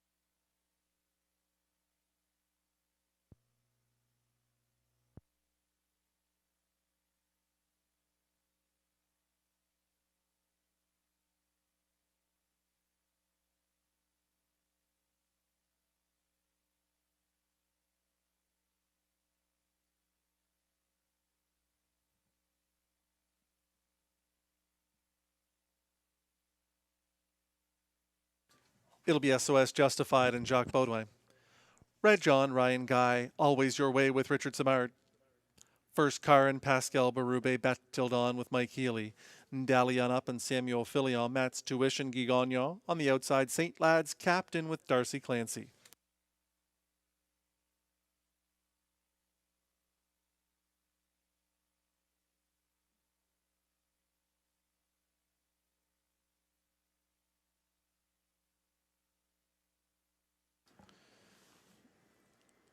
$10,000 claimers for race 5 into the backstretch. They're at the start. They're off and pacing. First car is charging right out to take the lead. Up the inside, SOS Justified gets into the 2-hole. Red John is caught on the outside in third. Sliding up the inside is Bet Tildon to be fourth. Then the fifth one is Always Your Way. Racing at it from in sixth, that's Matt's Tuition. Ahead of Dalian Up and trailing early, St. Lad's Captain. They're by the opening quarter, 28-2. Here comes SOS Justified to take over the lead. The hard-leaving first car will relent and sit in the pocket. Red John is on the outside and driving on with it from third. Bet Tildon inside fourth. Always Your Way is second over in fifth. Matt's Tuition, no place to go at this stage. St. Lad's Captain is setting it up third over for Darcy Clancy. And out the back end is Dalian Up by the half in a stiff 57-2. To the backstretch they go. SOS Justified still the boss. First car from second. Braving it first over is Red John. Looking live second over is Always Your Way. Bet Tildon is up the inside in fifth. St. Lad's Captain at long odds is right in the thick of it, third over and advancing. Next is Matt's Tuition, who finally finds a way out for Gagnon. Dalian Up trails the field by 3/4 of 127-4. On the final turn, Red John takes over the lead. Always Your Way is second on the outside. Here comes Matt's Tuition, sent up 3 wide with an 1/8 of a mile to go. SOS Justified is all through. Coming for the payoff, Red John will try to close this one out. Always Your Way is up in second. Matt's Tuition is into third, but Red John is keeping them safe, and Red John wins it a 1.5 lengths. Always Your Way next. Finishing third was Matt's Tuition. St. Lad's Captain fourth in 157-2.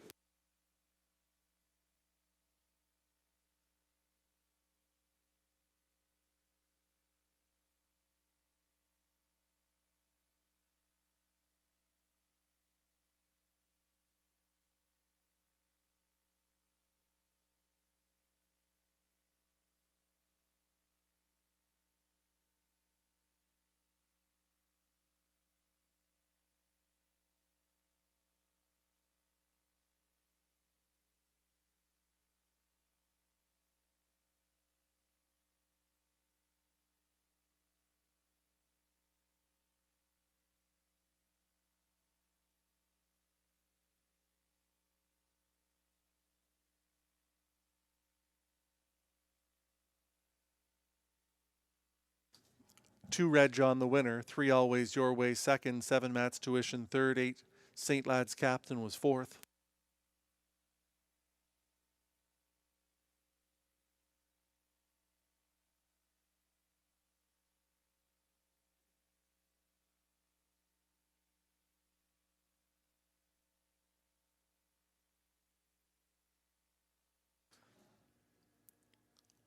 Two Red John the winner. He's a big gelding, 7 years old by Mach 3 out of Bellamy's Love by Arts Place. Owned by Bill Maines, Steve Papillon, Limco Incorporated, and a numbered Ontario corporation. Victor Putty, the winning trainer. Driven to victory by Ryan Guy. Red John in 157-2. 28-2, 57-2, 127-4, the mile 157-2.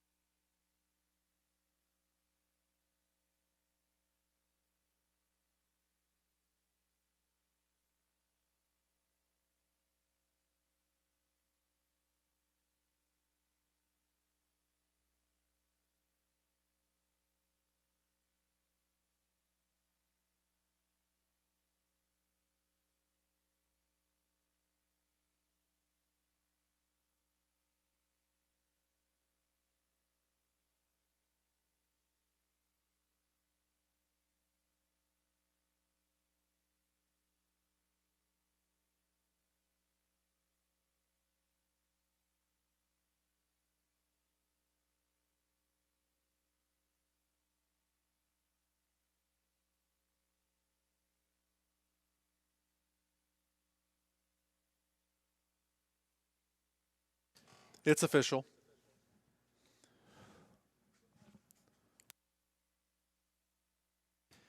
Two Red John pays $13.70, $5.60, $3.80. Three Always Your Way, $4.20, $3.20. Seven Matt's Tuition, $3.20 to show. 2-3 Exactor, $65.20. 2-3-7 Try for $1, $86.70. Dollar Super of 2-3-7-8, $8.90, $1.40.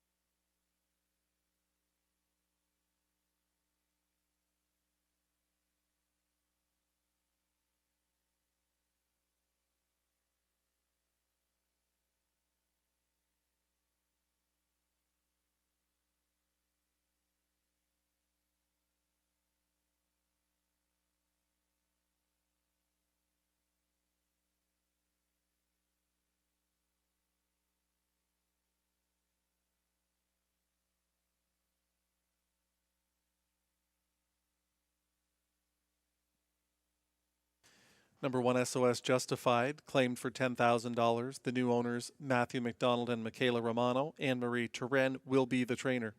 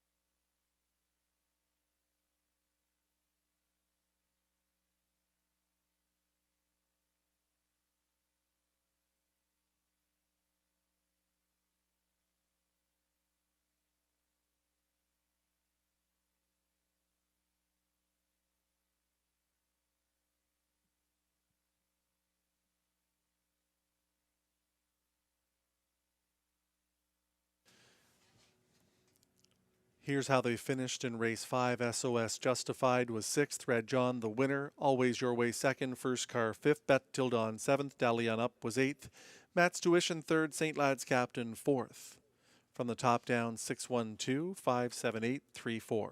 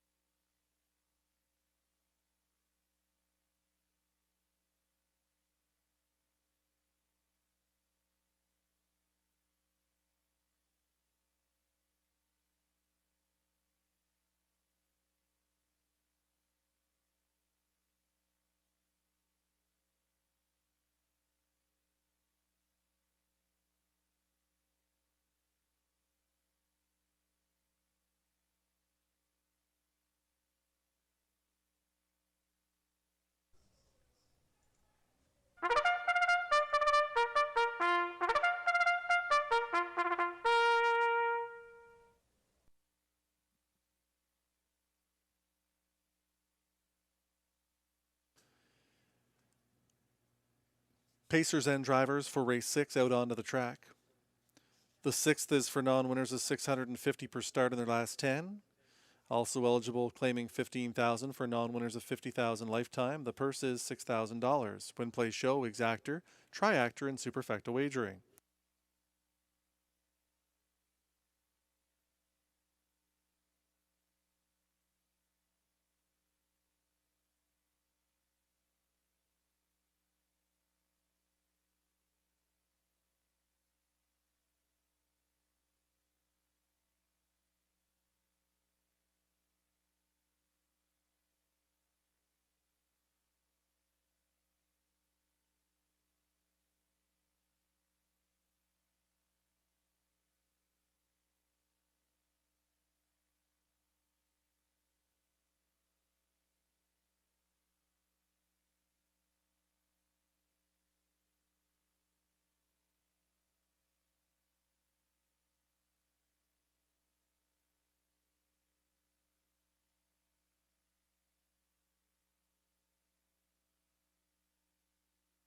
Two Max 1 Mach 1. It's Marie-Claude Auger for Limco Incorporated.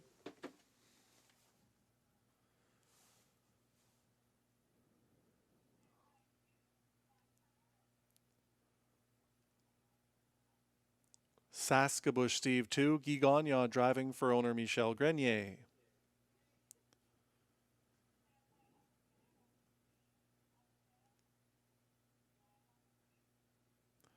Reddit Hanover 3. Richard Simard for Anne-Marie Turenne, Michael and Alex McDonald, and Peter Kircher.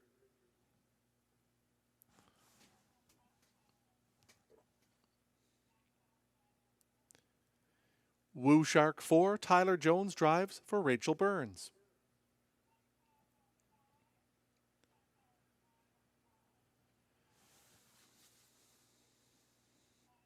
Farmers Tan 5. Samuel Filion for Carl Voyer.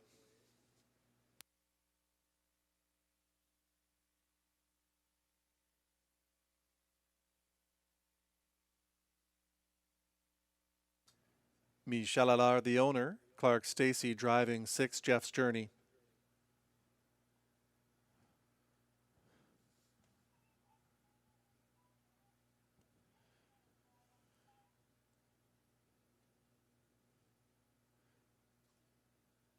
DG's DeVito 7. Jonathan Lachance in the bike for Dan Suprano.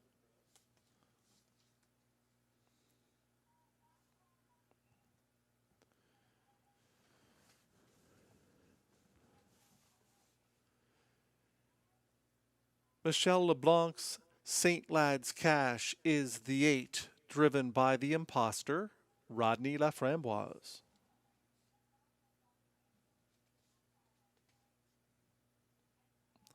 State News 9 completing the field, it's Ryan Guy for Robin Lawler. That's your field for race 6, just a couple of minutes until post time.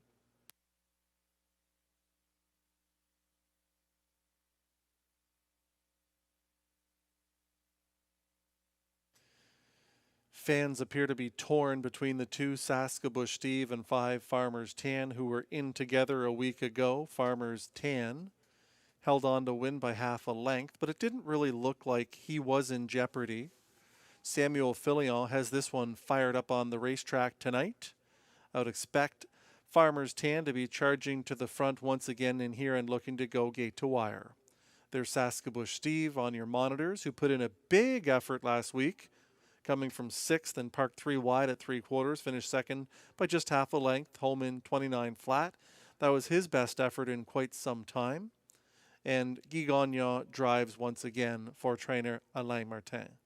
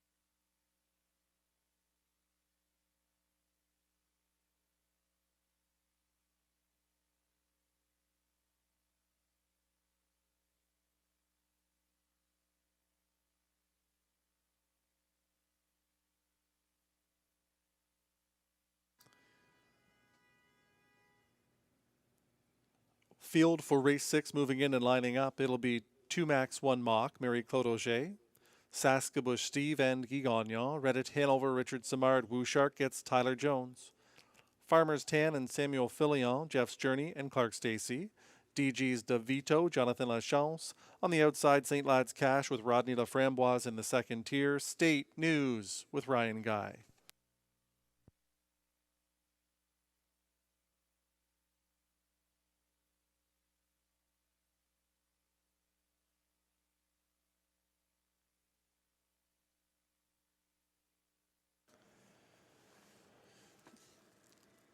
Sixth race field into the backstretch. They're at the start. They're often pacing. There goes Farmers Tan charging right out to take the lead. Saskabush Steve gets into the 2-hole. 2 Max 1 Mach is away from the gate in third. Reddit Hanover shows up fourth on the outside. State News is there in fifth. Wushark is the sixth one. 2 back to Jeff's Journey, who's seventh away. Then it's DG's DeVito. St. Lad's Cash is the early trailer, 12 lengths off of the lead. The quarter is up in a huge 27-1. Farmers Tan leads it. Saskabush Steve right there second. 2 Max 1 Mach is in third. Then the fourth one is Reddit Hanover racing fifth. State News. The sixth one is Wushark on to the outside. Jeff's Journey is picking up the cover flow. St. Lad's Cash saves ground up the inside. DG's DeVito is the trailer, now 8 lengths from the front. They're by the half in 57-1. Farmers Tan still doing good things on the lead. 2 Max 1 Mach comes first over. A bang up third for Saskabush Steve under a big hold to Guy Gagnon. Wushark is second out into the flow. Up the inside, that's Reddit Hanover with no racing room at this stage. Jeff's Journey is spotted third over, saving ground all the way for State News. Then comes DG's DeVito and St. Lad's Cash. They're by 3/4 of 126-4. Farmers Tan still on the front end. 2 Max 1 Mach is second on the outside. Saskabush Steve is right there boxed up in third. Wushark comes 3 wide off the cover, and Jeff's Journey is following that move. Many chances here. Farmers Tan trying to go gate to wire. Saskabush Steve up the inside. Farmers Tan, Saskabush Steve, deja vu, and it's Farmers Tan and Saskabush Steve under the line together in 156-4.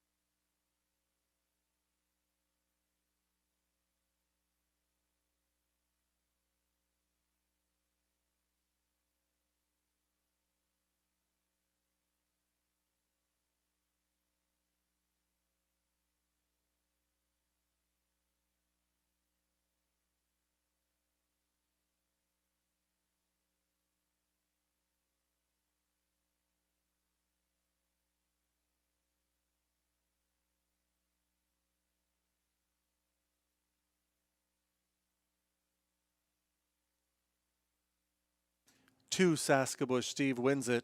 5 Farmers Tan second. 4 Wushark third. 6 Jeff's Journey was fourth. 2, 5, 4, 6 your Superfecta in race 6.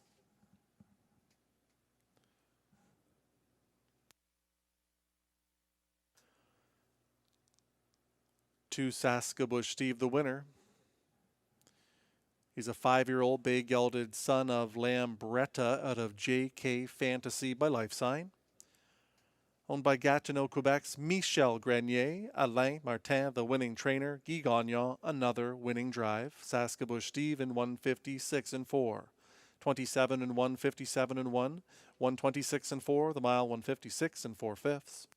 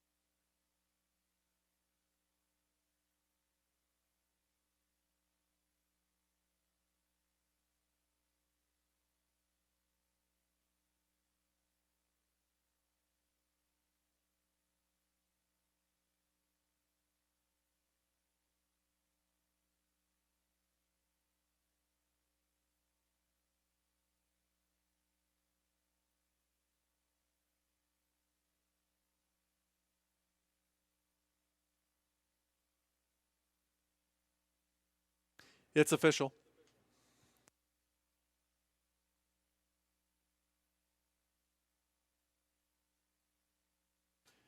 Two Saskabush Steve pays $7, $3.80, $2.90.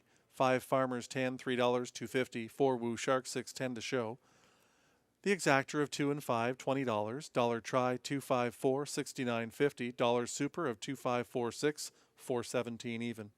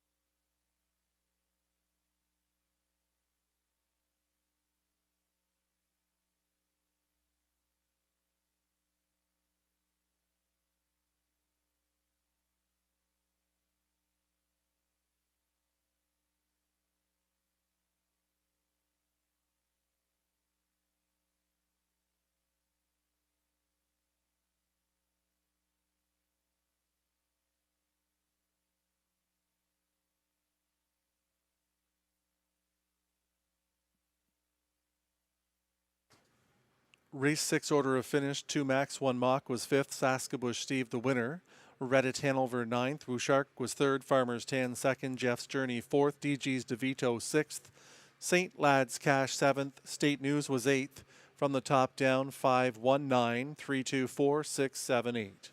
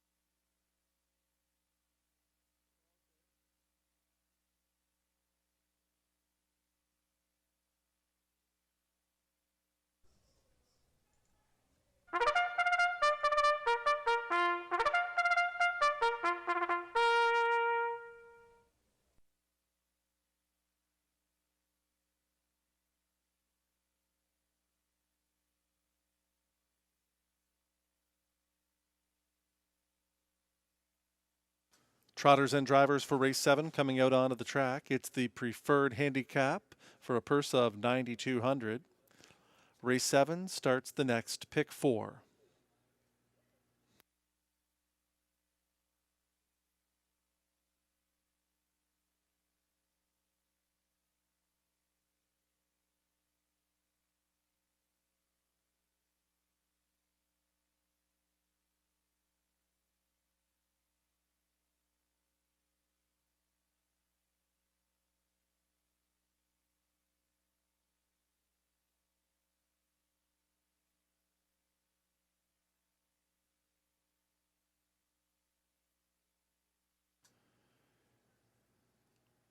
Severus Hanover is the 1, owned by Yannick Martel with Pascal Barube.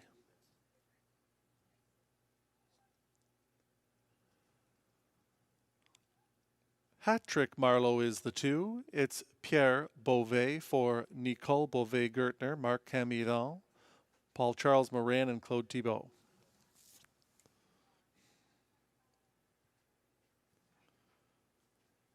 CrossFit 3, Marie-Claude Auger for Gordon McDonald and Christopher Boland.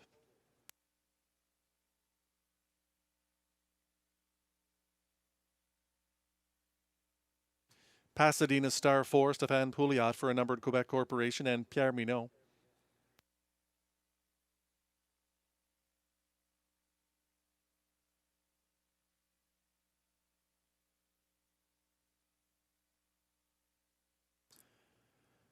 Less 10% is number 5. Rodney Laframboise driving for owner Paul Laframboise.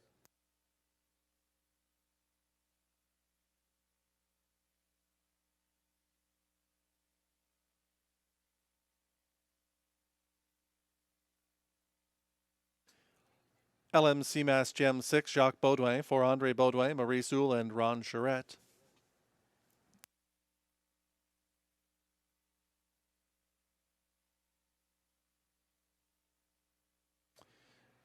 Seven, Mr. Contestant, Stéphane Brassot for a numbered Ontario Corporation and John McMillan.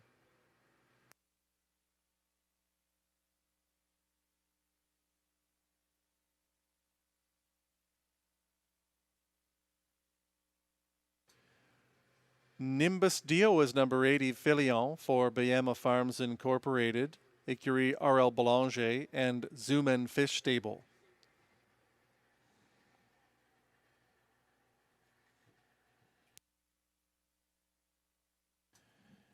Wild Wild Men is the 9, Guy Gagnon for Kathleen Pelletier and Chantal Gravel. That's your field for race 7. Post time coming up in just a couple of minutes.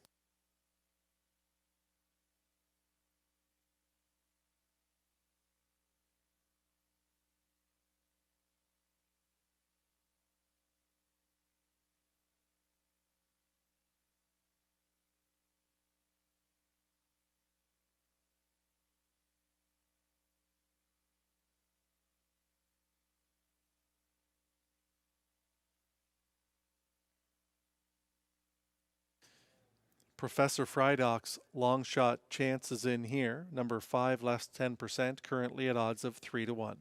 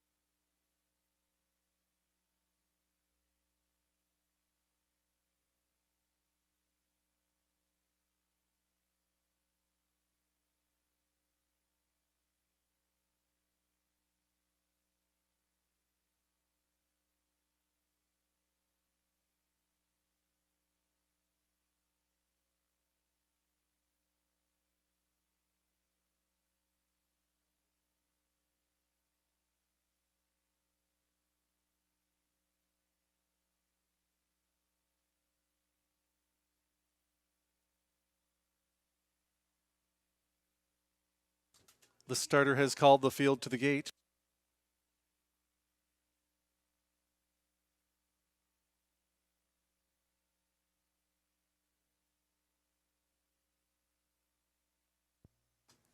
It'll be Severus Hanover, Pascal Berube, Hatrick Marlowe, and Pierre Boivet.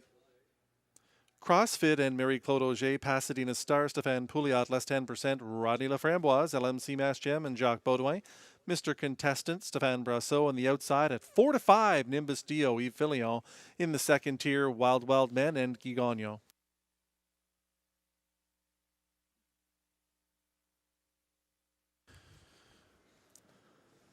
Preferred trotters for the 7th.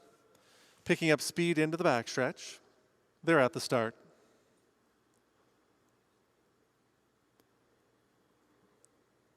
They're off and trotting. It's an even beginning. CrossFit is looking for the early lead. Severus Hanover is along the inside. Pasadena Star shows up in third. Wild Wild Men is through to be fourth, taking back from fifth now. But caught on the outside is Nimbus Dio.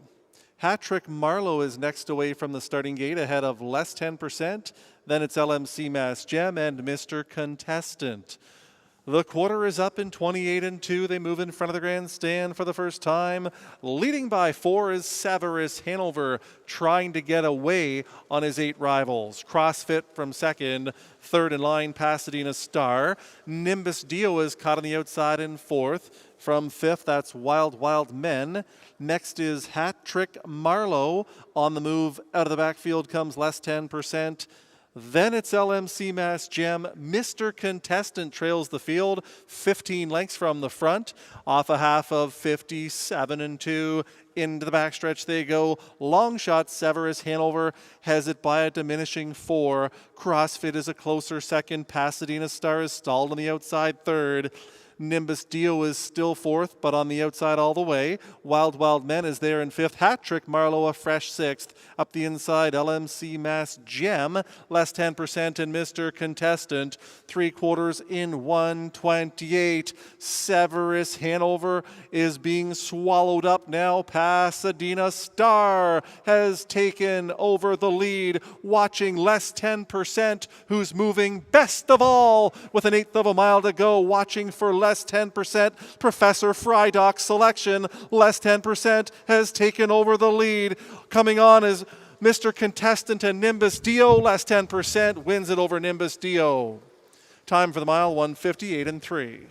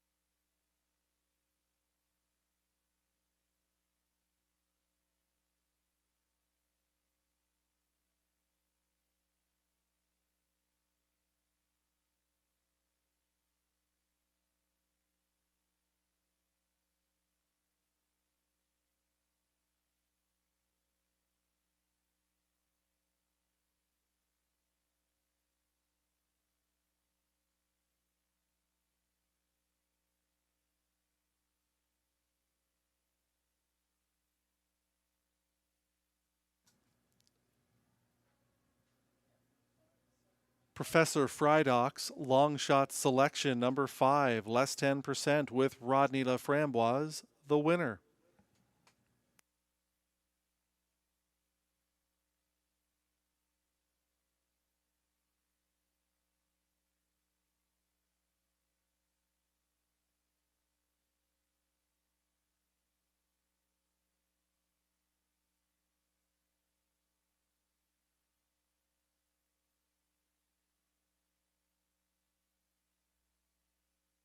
Seven, Mr. Contestant, second. 8, Nimbus Dio, third. 9, Wild Wild Men was fourth.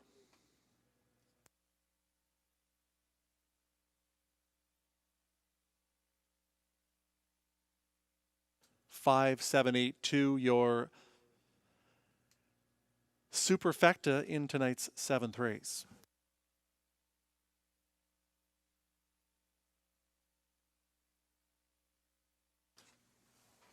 Five less 10%, the winner, Professor Frydock Long Shot Selection. Big Gelding, 6 years old, by Justice Hall. Out of Eaton Meadow Feather by Westgate Crown. Owned by Paul Laframboise, who's also the winning trainer. Driven to victory by the imposter, Rodney Laframboise. Less 10% in 158 and 3. 28 and 2. 57 and 2, 128 the mile, 158 and 3.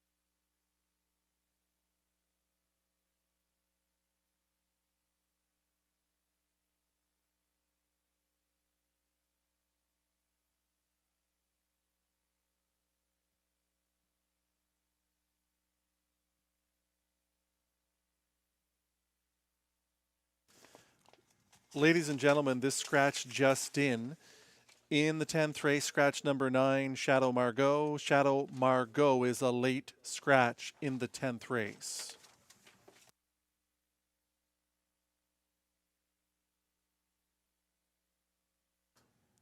The 7th race is official, and here are the prices.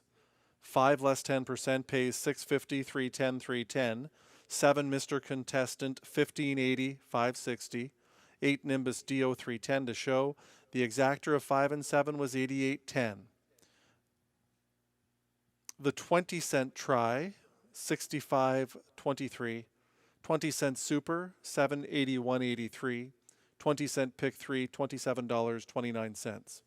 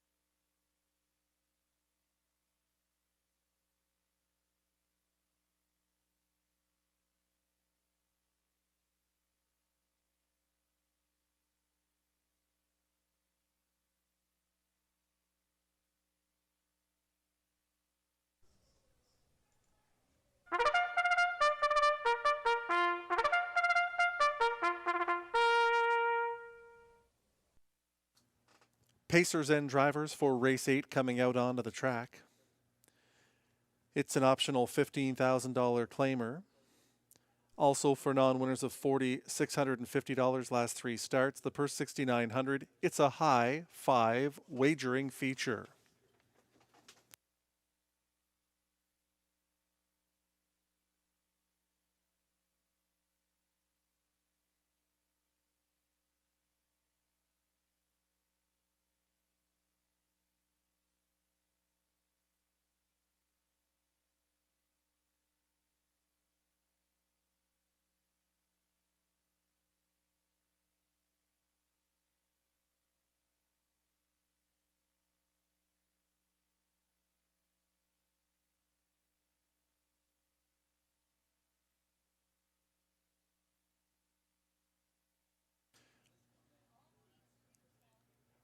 Here is your field on post parade. External is number 1, Marie-Claude Auger, driving for co-owner Pierre-Marc Longpré.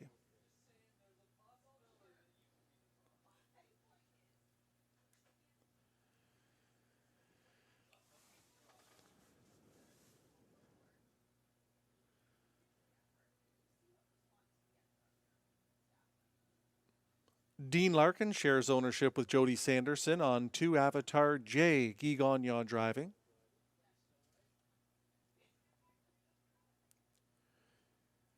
B's Terrific, the 3, Jonathan Lachance for Gina Bregagnolo and Yves Tessier.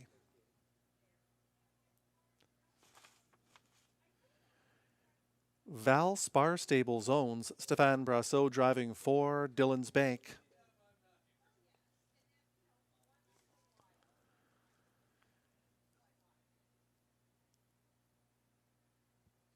There's Andrew Moore driving number 5, Spring Bridge Vision for co-owners Alan Moore, Tommy Godfrey, and Charles Farrell.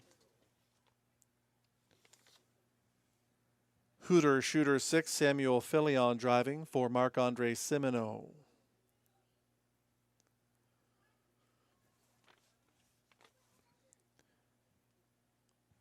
Pascal Berube, the driver of 7, Big Pete Style for Gina Bregagnolo and Yves Tessier.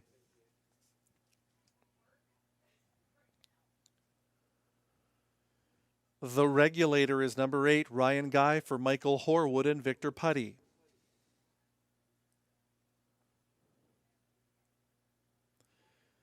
Somewhere Better, 9, completing the field, Richard Simard for owner Yannick Martel. That's your field for race 8. It's a high five wagering feature. Post time in just a minute.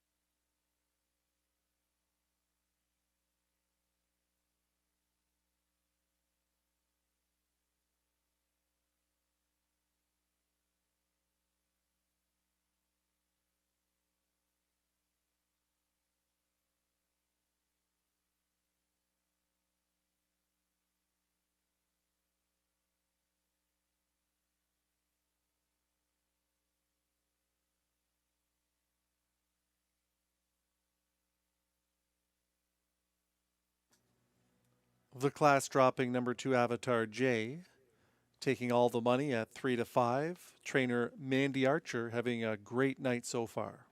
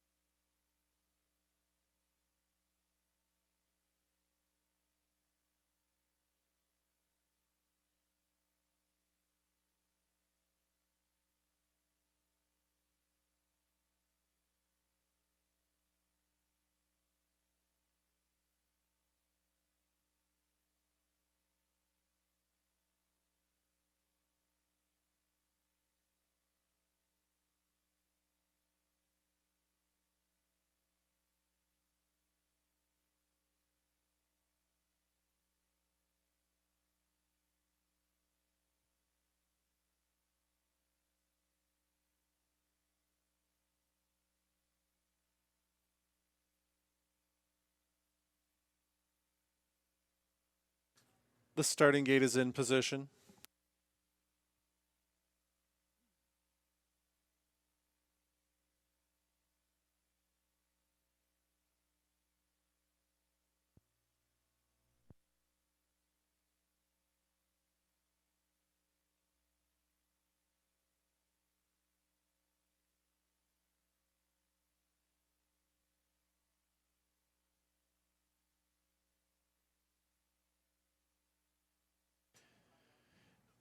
It'll be external with Marie-Claude Auger, Avatar J. Guy Gagnon. B's Terrific, Jonathan Lachance. Dylan's Bank with Stéphane Brassot. Springbridge Vision, Andrew Moore. Further out to Hooter Shooter and Samuel Filion. Outside to Big Pete Style and Pascal Berube. On the outside, The Regulator with Ryan Guy. In the second tier, Somewhere Better with Richard Simard.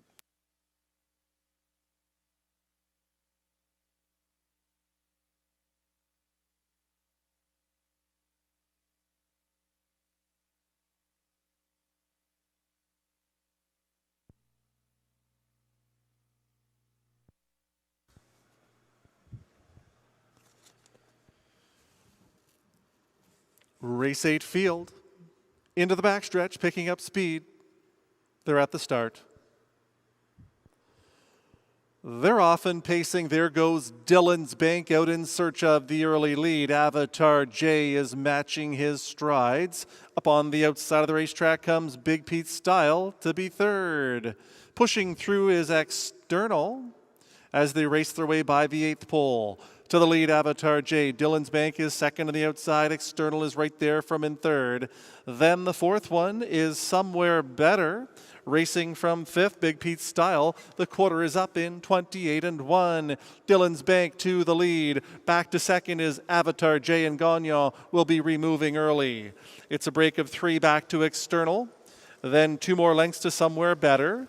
Next is Big Pete Style, followed by B's Terrific. Hooter Shooter comes to the outside ahead of Springbridge Vision. The Regulator trails the field, has 9 lengths to make up, and it's Avatar J, the heavy favorite, on the lead by the half of 57-3. To the backstretch they go, all chasing the class-dropping Avatar J. Dylan's Bank is nose to helmet second. Big Pete Style is first up, attacking from third. External is there in fourth. Out into the flow, B's Terrific in fifth. Saving ground is Somewhere Better. Scooting up the cones is Springbridge Vision. Hooter Shooter has 7 lengths to make up. The trailer is The Regulator. 3/4 of 126-4. And it's Avatar J. Dylan's Bank nose to helmet second. External is right there third. Big Pete Style needs to do more from fourth. There's an 1/8 of a mile to go. Avatar J leads this one 1.5 lengths. On the inside, Dylan's Bank is trying him up the inside. On the outside, here comes External coming for the payoff. Avatar J is strong. It's Avatar J to win by 2 in the end. External for second. Dylan's Bank finished third. Somewhere Better fourth in 1:56.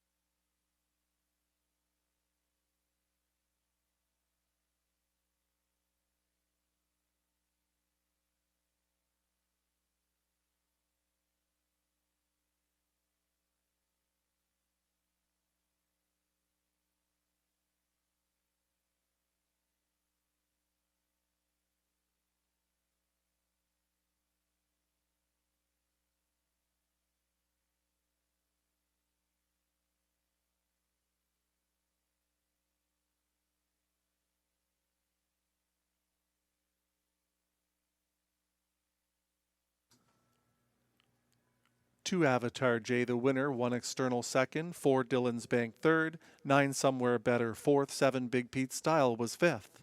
2, 1, 4, 9, 7, your high 5 numbers in the 8th race.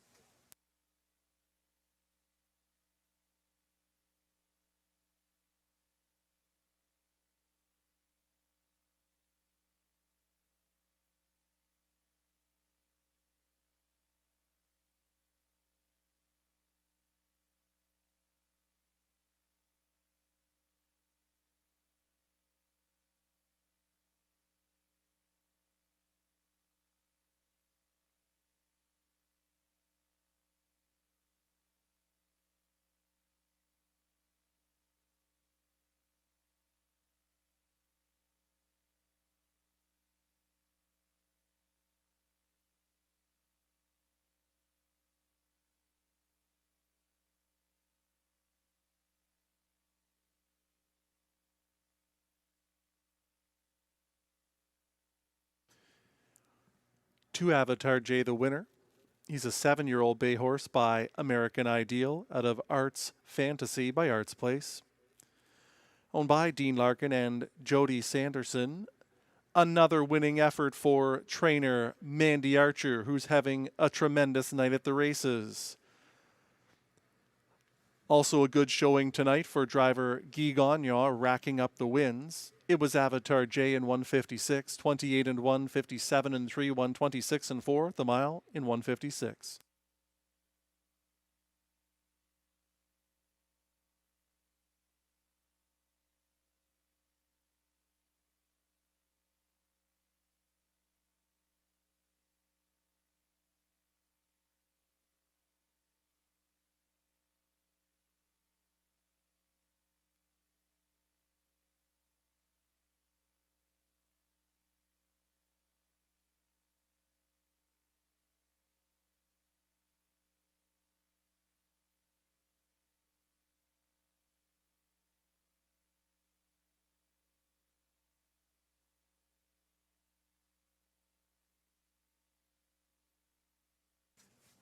Two Avatar J pays $250, $220, $210. One external $7, $380. Four Dillon's Bank $280 to show. 2-1 exactor $13. Dollar try 214 2810. 20 cent super high 5. 21497 227 and some change.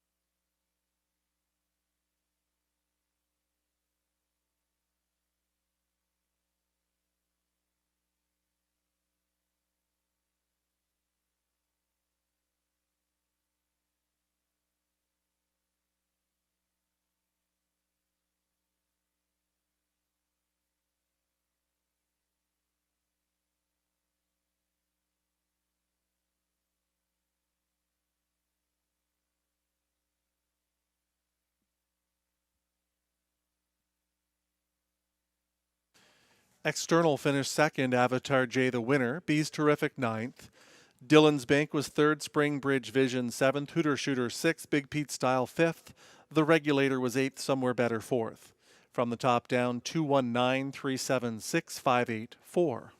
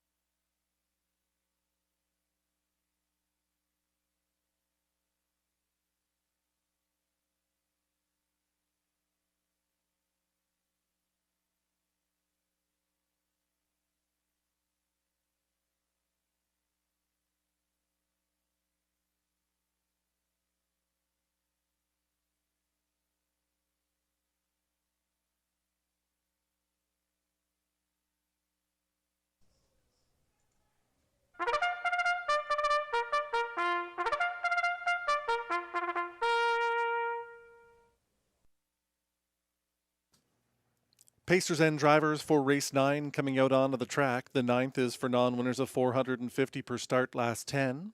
It's a $15,000 claimer for non-winners of $30,000 lifetime. The purse $5,400, win, play, show, exactor, triactor, and superfecta wagering.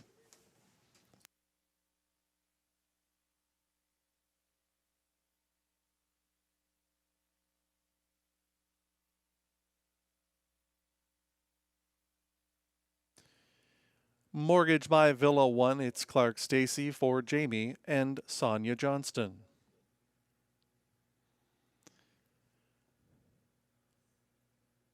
Gord Lee, the owner-driver of 2, Sir Galahad.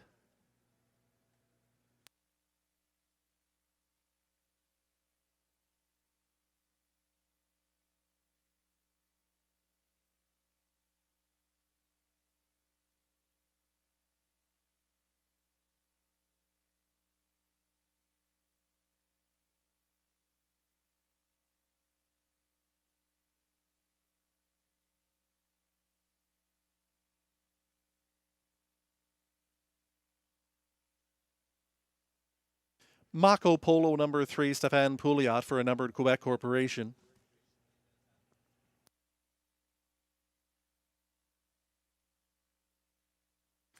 Bad Storm Any Port is the 4, but there's the 5, Beach Runner AM, Stéphane Brasseur for Alain Martin.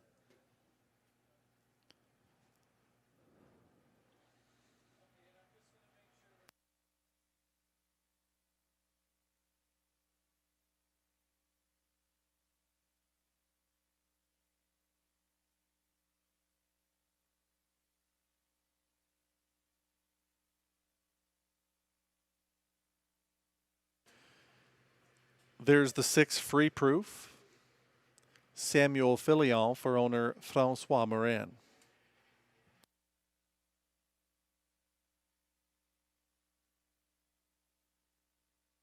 Officially Rusty 7, it's Claude LaRose driving for Ronald Charette.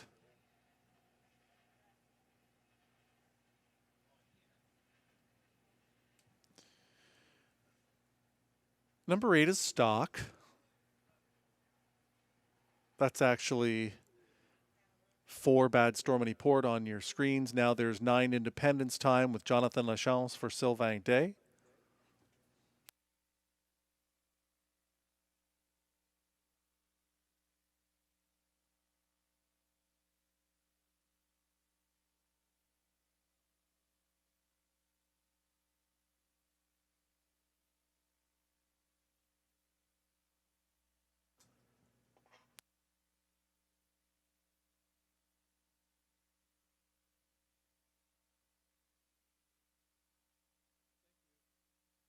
There's the 4, Bad Storm Any Port, Richard Samard driving for Matthew McDonald, Brett Romano, and Sergio Vespa.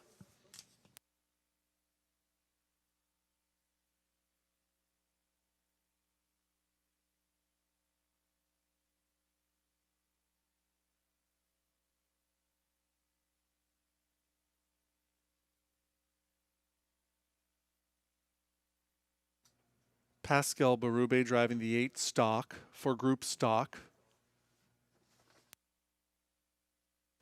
That's your field for race 9. We do have a late scratch to announce in the 11th race, scratch number 4, Cam's Lucky Sam. Late judges scratch of 4, Cam's Lucky Sam in race 11. The also eligible will not go.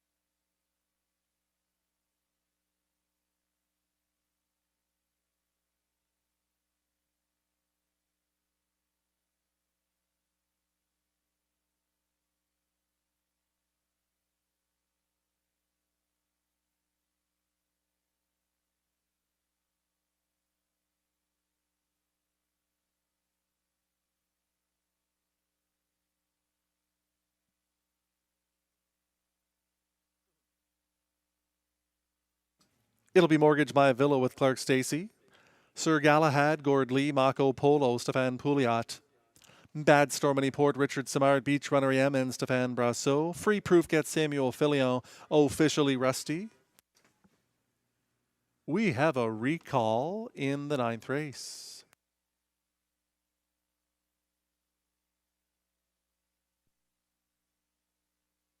Number 4, Bad Stormony Port, has a broken check.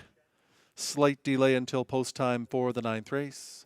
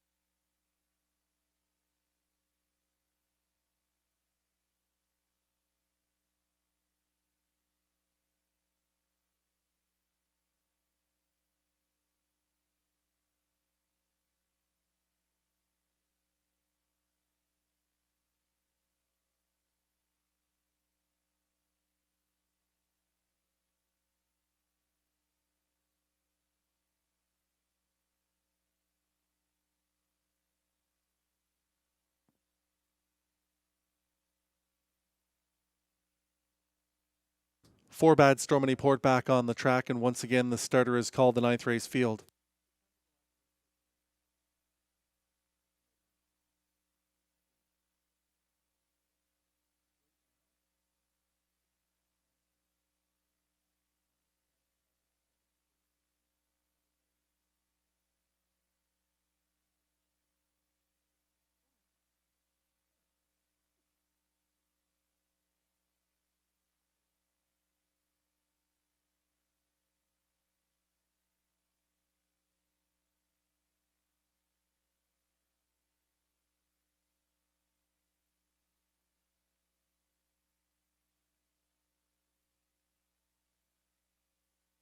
Frigid temperatures here in the nation's capital. Drivers' hands have to be frozen with the recall. Field in behind the starting gate. We have another recall here in the 9th race.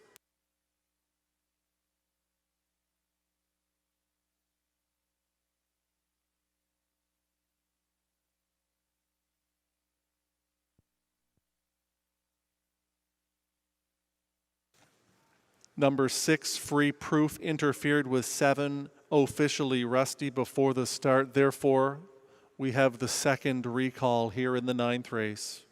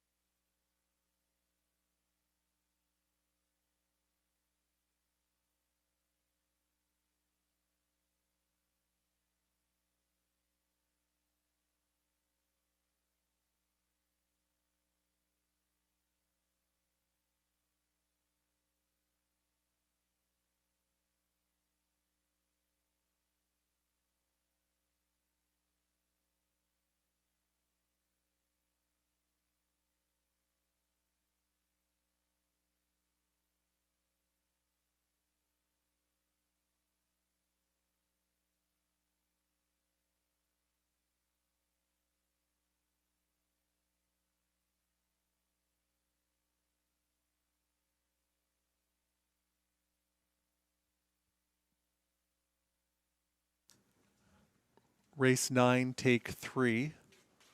4 to 5 on number 1, Mortgage My Villa. I think it's been over 20 years since trainer Jamie Johnston has started from the inside post position.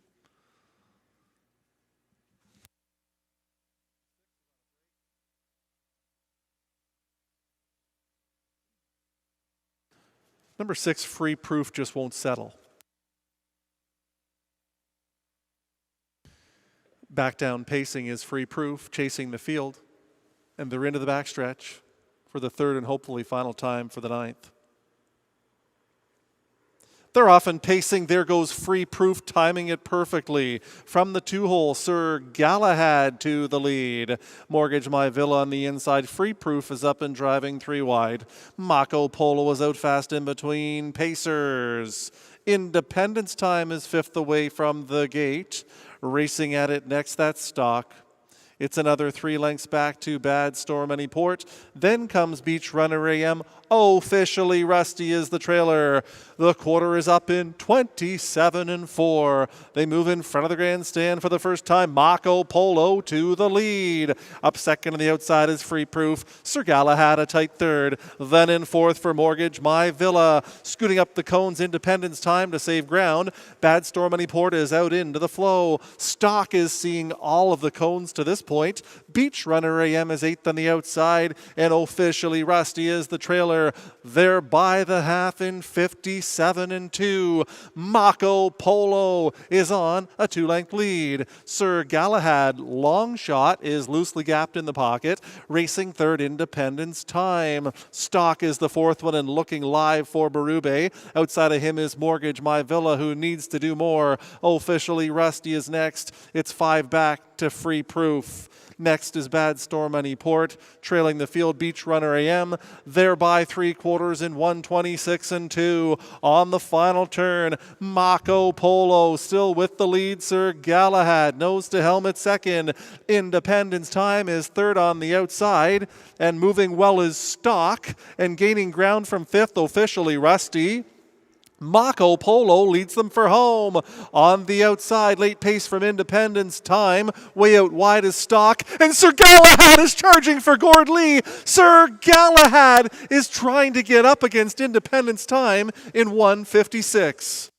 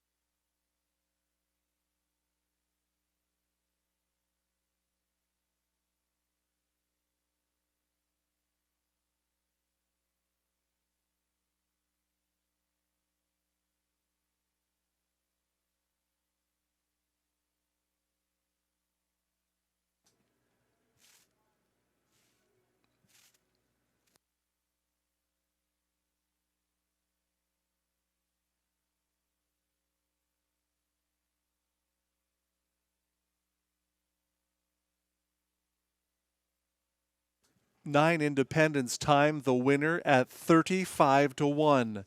2, Sir Galahad, second at 21-1. 3, Mako Polo was third at 6-1. 8, Stock was fourth at 23-1. If you have this superfecta in the 9th race, congratulations.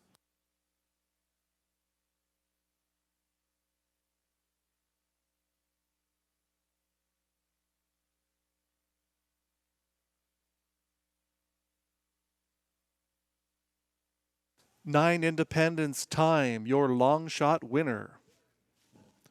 He's a big gelding, 6 years old by Bolero Master, out of JK Time After Time by Arts Place. Owned by Sylvain Day, trained by Carl Duguay. Second driving win tonight for Jonathan Lachance. Independence time in 1:56. And that's a new lifetime record. 27 and 4, 57 and 2, 126 and 2, the mile in 1:56.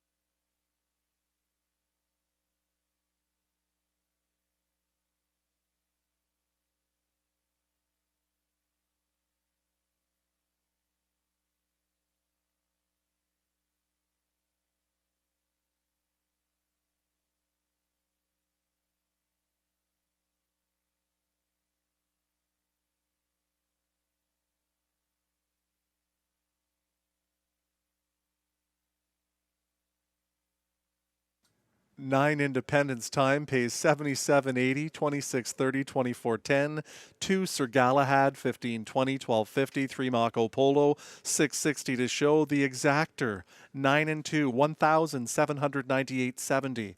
A $1 try of 923, 3,101.85. A $1 super of 92, all 1,493.70.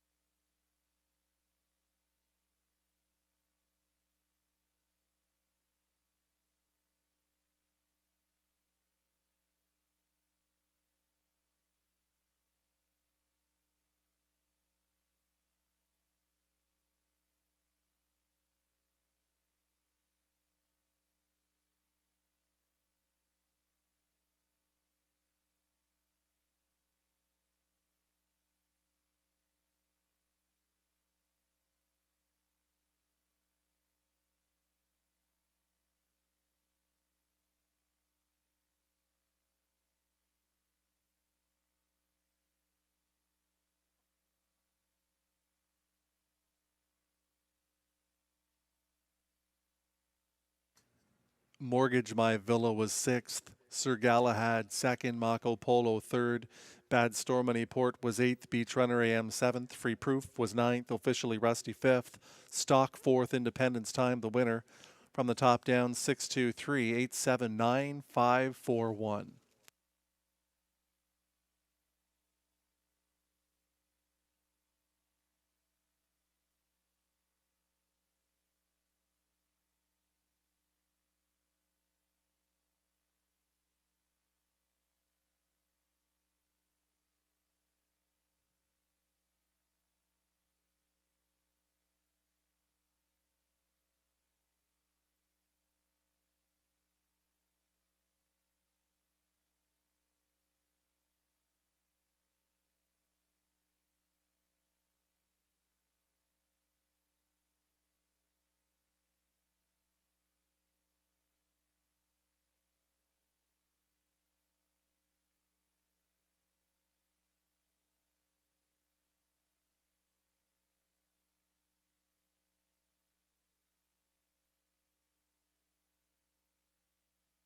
In the upcoming 10th race, scratch the 9, Shadow Margot.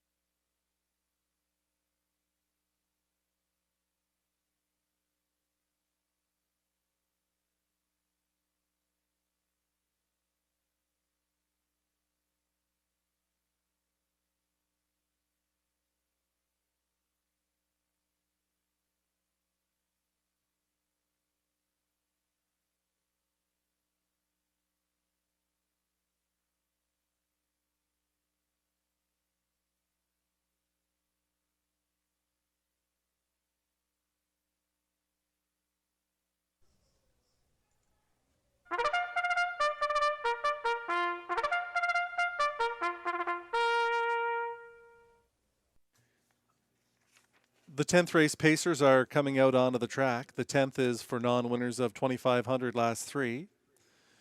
Also eligible, claiming $12,000.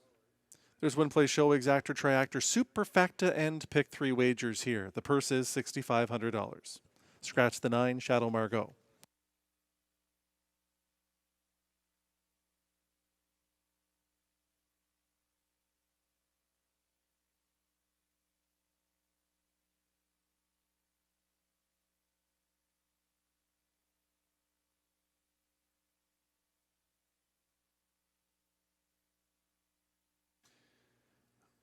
Shine a Light is the one Claude LaRose driving for Ron Charette.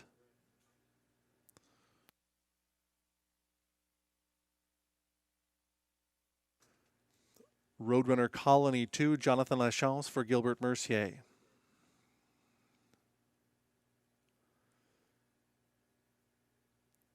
What's in the Sky 3, Stéphane Pouliot for Melanie Plourde.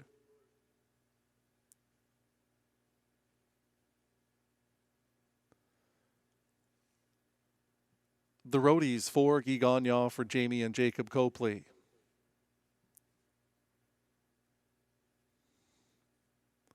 Five is Wildcat Cam Pascal Berube for Jamie Copley and Ryan Copley.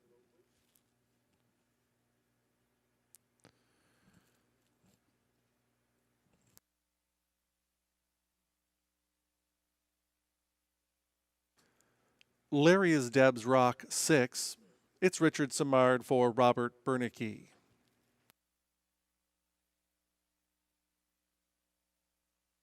Santana Tony 7, Tyler Jones for Matthew McDonald, Peter Kircher, and Michaela Romano.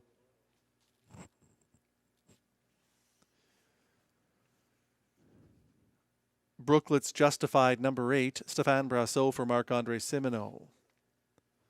That's your field for the 10th race. Post time in just a couple of minutes.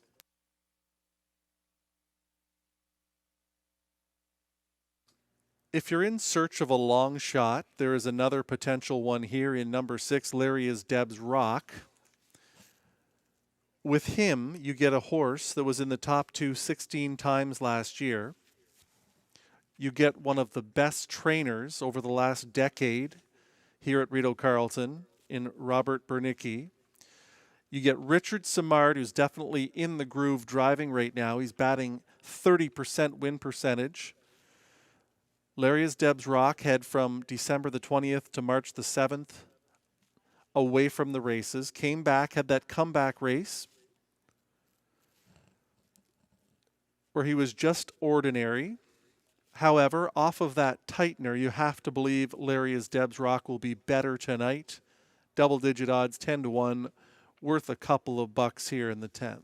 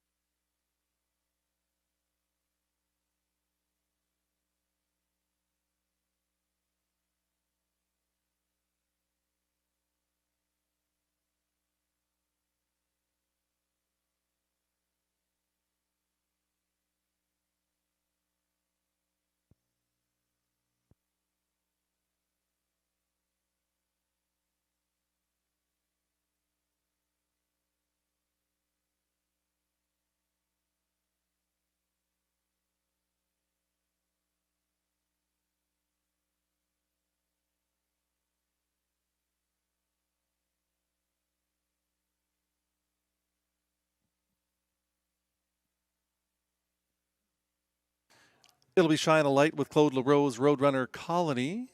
And Jonathan Lachance looking for his hat trick on the card. What's in the Sky, Stéphane Pouliot. The Roadies and Guy Gagnon. Wildcat Cam, Pascal Berube. Larry is Debs Rock. Richard Simard. Santana Tony with Tyler Jones. Brooklets Justified on the outside. And Stéphane Brasseau.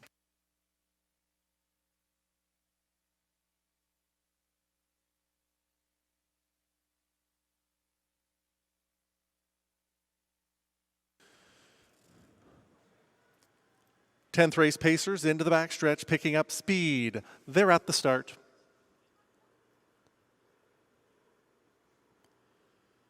They're often pacing the Roadies, and Wildcat Cam are leaving as a team. Shine a Light is on the inside, guiding that one out through is Claude LaRose. Then fourth away is Roadrunner Colony.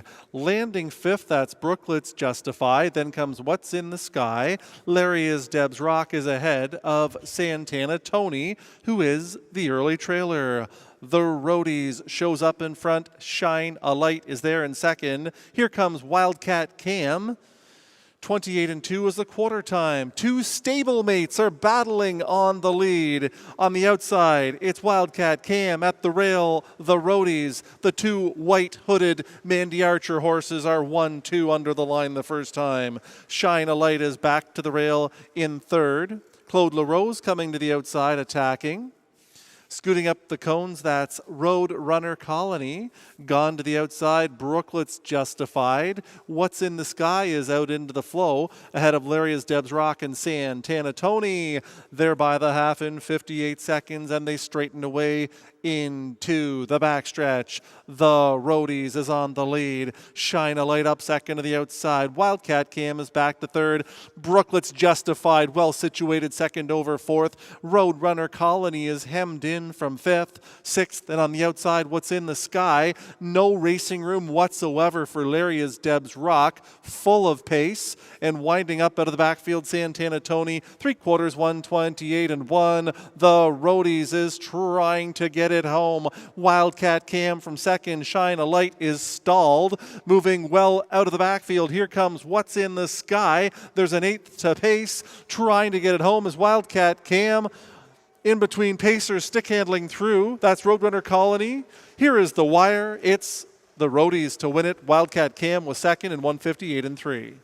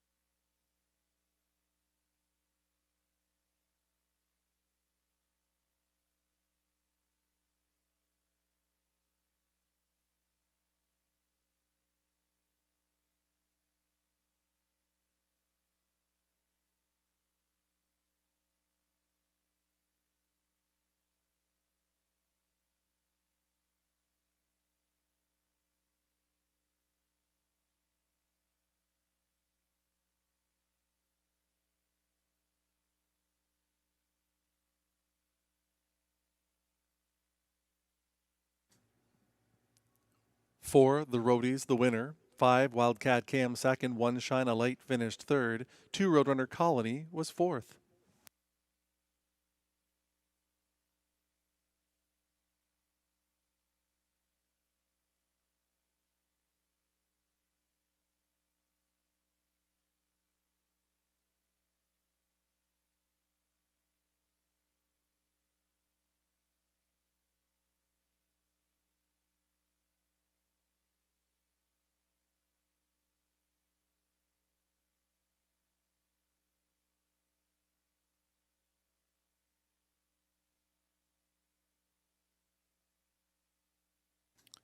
For the Roadies, the winner. He's a big gelding, 8 years old, by World of Rock and Roll, out of Watercolors K by the Ponderosa. Owned by Jamie and Jacob Copley, 4th winner on the program for trainer Mandy Archer. Another winner for Guy Gagnon, the Roadies, in 158 and 3. 28 and 2, 58, 128 and 1, the mile 158 and 3.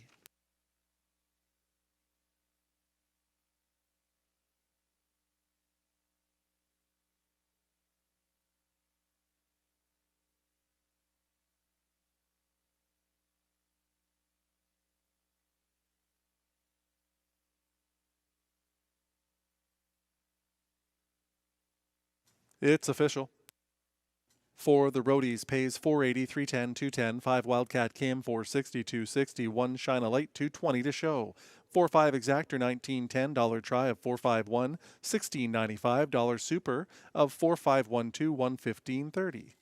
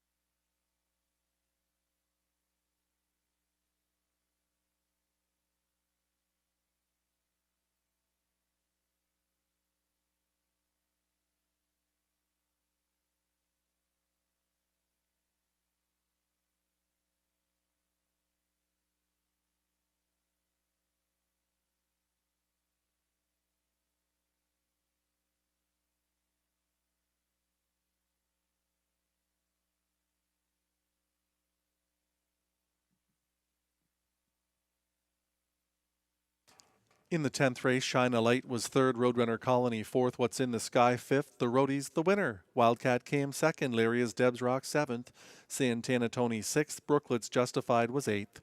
From the top down, 3, 4, 5, 1, 2, 7, 6, 8. In the upcoming 11th race, scratch the 4, Cam's Lucky Sam, a late scratch. Also eligible will not go.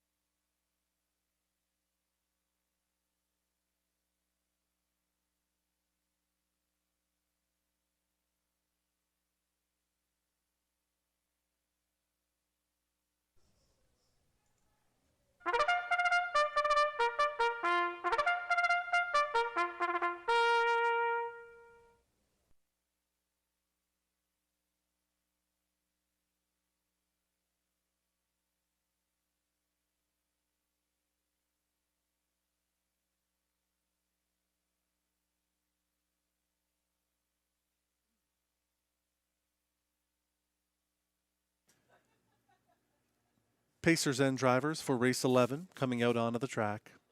The 11th is for non-winners at $2,500 last three. It's an optional $12,000 claimer. The purse $6,500. Win, play, show, exactor, triactor, and superfecta wagering. Scratch the 4. The also does not draw in.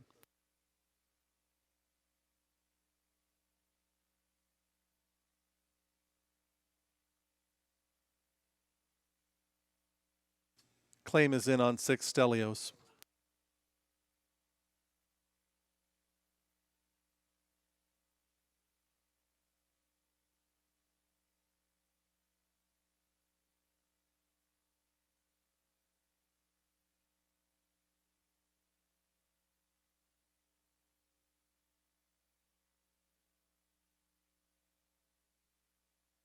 One is Western Phil Richard Samard driving for Gordon and Matthew McDonald along with Christopher Boland.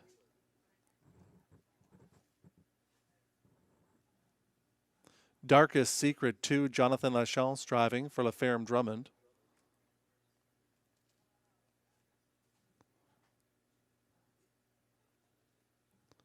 Levi's Day 3, Marie-Claude Auger for Bill Maines, Lloyd Stone, Victor Putty, and a numbered Canadian corporation.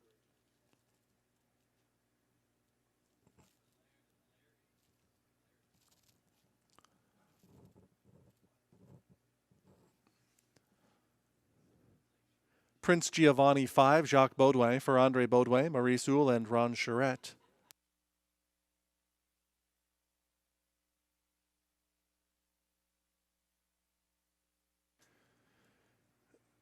Claim is in on 6 Stelios. It's Guy Gagnon for co-owners Bruno Blouin and Louis Latulippe.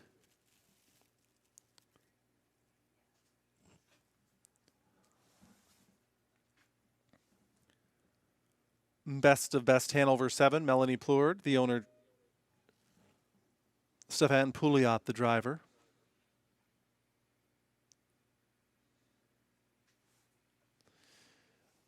Vegas Rocks is the 8, Pascal Berube for Jamie Copley, Dean Larkin, and Jody Sanderson.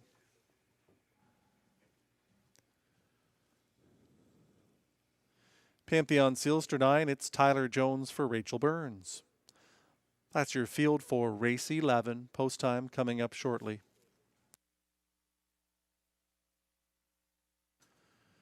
Driver Guy Gagnon is knocking it out of the park once again tonight. And the 11th race, in my estimation, before we started, was his most probable winner of the evening. Number 6, Stelios. Stelios last week sat the pocket to Vanilla Malted, who is racing in the not listed preferred tonight. He was a good second. He came home in 29 and 2, mile 55 and 4. Stelios has dropped in class for this race tonight. He's on a tremendous run, being first and second in each of his last 6. He looks great on the racetrack. He has plenty of gate speed. Nobody's going to try to park him at 1 to 9. Guy Gagnon should be able to cut the mile and win as he pleases in here in the 11th race.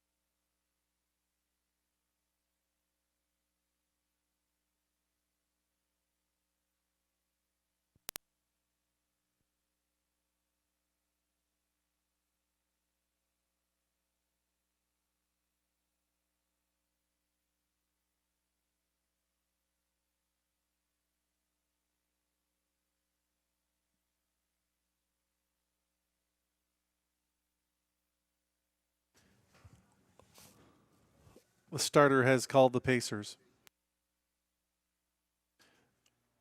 It'll be Western Phil and Richard Simard. Darkest Secret, Jonathan Lachance. Levi's Day, Marie-Claude Auger. Prince Giovanni was Jacques Baudouin. Stelios and Guy Gagnon. Best to Best Hanover was Stéphane Pouliot. Vegas Rocks, Pascal Berube, and the second tier Pantheon Sealster and Tyler Jones.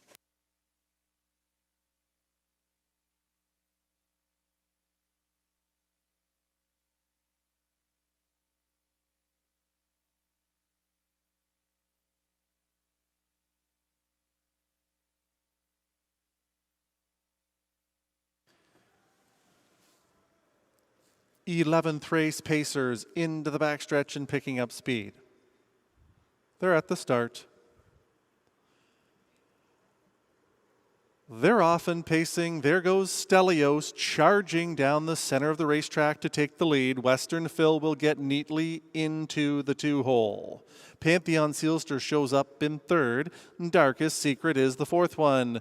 2 lengths back to Levi's Day. Next is Prince Giovanni. Then comes Best of Best Hanover. And Vegas Rocks has been taken in hand to trail by Pascal Berube. Stelios at 1-9 leads them by the quarter of 28 3. Stelios is on a 2-length lead. Western Phil from second. Then in third it's Pantheon Sealster. Darkest Secret is the fourth one. It's 3 lengths back to Levi's Day, who's in fifth. Prince Giovanni in sixth. Best of Best Hanover starts to the outside seventh. He has 10 lengths to make up. Vegas Rocks is fresh, but trailing the field. It's Stelios on the engine. He's by the half in a leisurely 58-1. To the backstretch they go. Stelios the boss. Western Phil chases second. Pantheon Sealster is content to ride the cones from third. Now Darkest Secret is on the inside, trapped in from fourth.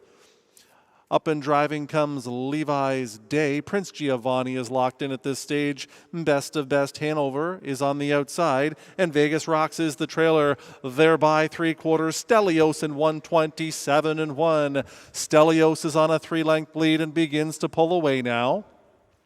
Western Phil from second. On the outside, Pantheon Sealster is advancing from third. On est dans le doigt, ça c'est Stelios avec Guy Gagnon qui est seul en avant. Stelios leads them by 5 coming for the wire. Stelios is going to be the easiest of winners here in the 11th. Pantheon Sealster nails second on the line. Western Phil third in 155-4.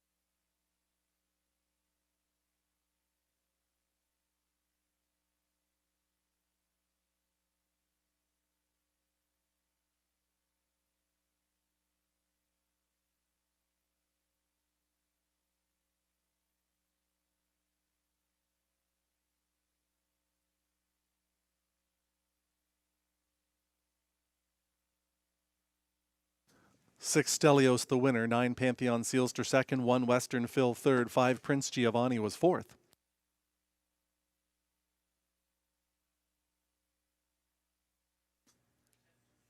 Six Stelios the winner. Bay Gelding, 6 years old, by Sand Shooter. Out of Thermopyle by Warrior for Peace. Winning trainer driver Guy Gagnon shares ownership with Bruno Blouin and Louis Latulippe. That's 6 winners tonight for Gagnon.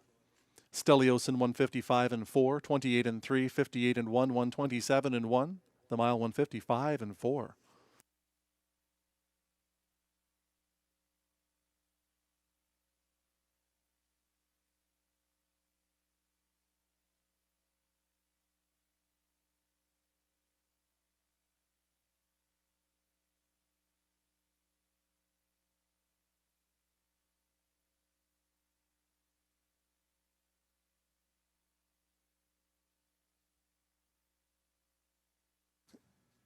Six Stelios pays 220, 240, 210. 9 Pantheon Sealster 34, 40, 1070. 1 Western Phil 290. 6-9 Exactor 65.50. Dollar try of 6-9 1-1 42.60. Dollar Super with a 1-9 shot on top 6-9 1-5 $1,730.60.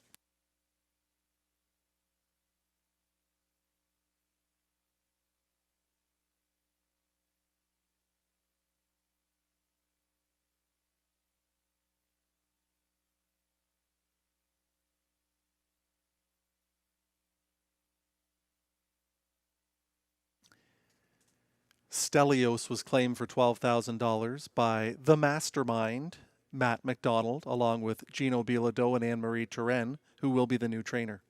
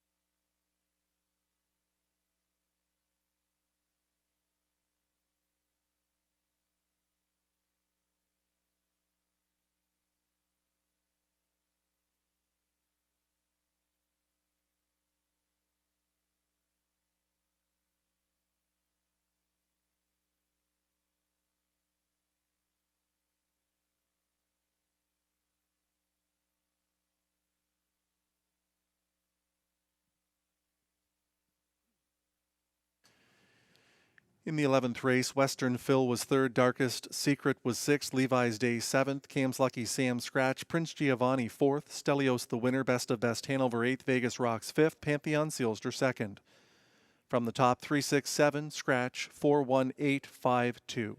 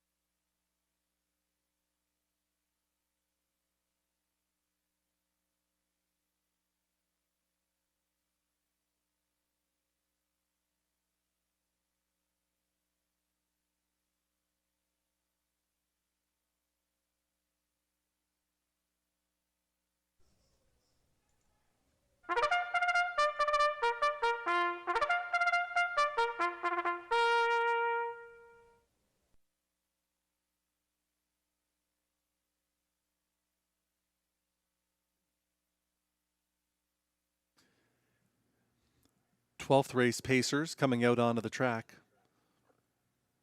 The 12th is for non-winners of $250 per start, last 10. It's a $15,000 claimer for non-winners of $20,000 lifetime. The purse $5,000. When play show, exactor, triactor, and superfecta wagering, this is the final pick 4 on the card as well.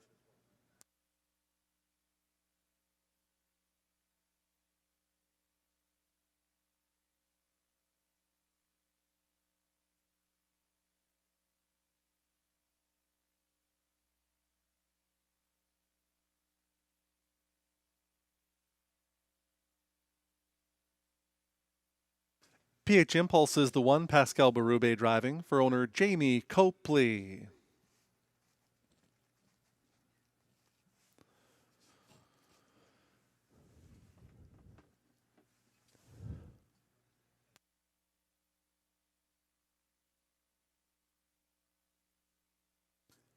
Shanghai Gold 2, it's Marie-Claude Auger for Pierre Pidelou.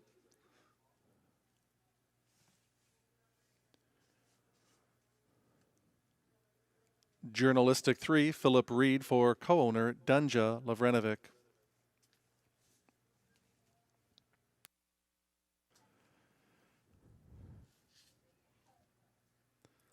Mick Jagger's on the move, number 4. It's Robbie Robinson for Gary and Suzanne McDonald, along with Scarlett Sullivan.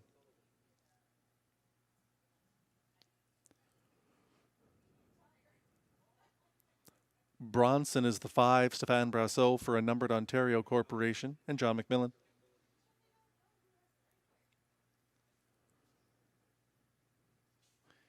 Lunar Launch is the 6, Richard Simard for Joan Castle.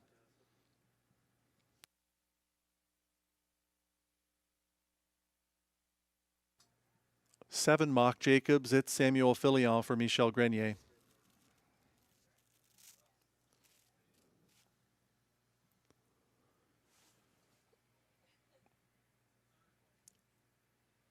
There's the 9 Carwin S'more, debuting for driver Guy Gagnon. He co-owns with Frederic Gagnon. Queen Jane Blue Chip, the 8, it's Tyler Jones for Michel Grenier.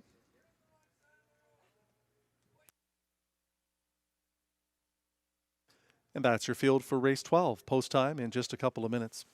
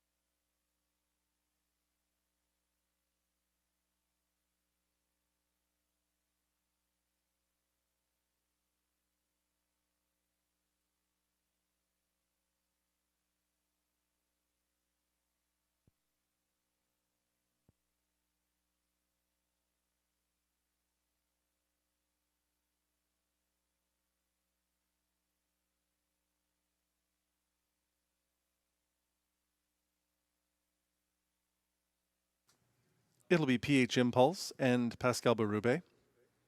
Shanghai Gold, Marie-Claude Auger. Journalistic, Philip Reed. Mick Jagger's on the move. Robbie Robinson. Bronson with Stéphane Brasseau. Lunar Launch and Richard Simard. Mock Jacobs, Samuel Filion. On the outside, Queen Jane Blue Chip and Tyler Jones. In the second tier, it's Carwin S'more. Guy Gagnon in the bike.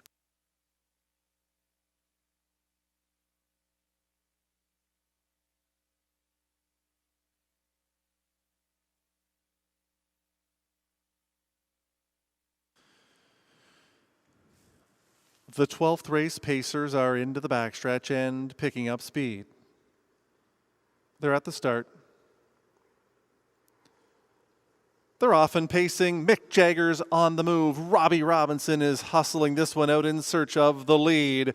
Journalistic is right alongside. PH Impulse is in third. Carwin S'more is through to be fourth. Lunar Launch is the fifth one. Racing 6, Shanghai Gold. Bronson's in seventh. It's 2 lengths back to Mock Jacobs. Queen Jane Blue Chip is the early trailer.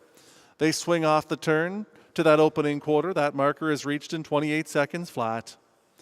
Up on the outside of the racetrack, pushing on with it. Here comes Mick Jagger's on the move. Journalistic, Philip Reed say, no way, and they're parking him out there. PH Impulse is back to third. Here comes Carwin S'more, going to set it up second over for Gagnon. Lunar Launch is further back in the field as they pace their way up to the half. Going strong on the front end for Philip Reed. That's Journalistic. They're by the half in 56-1.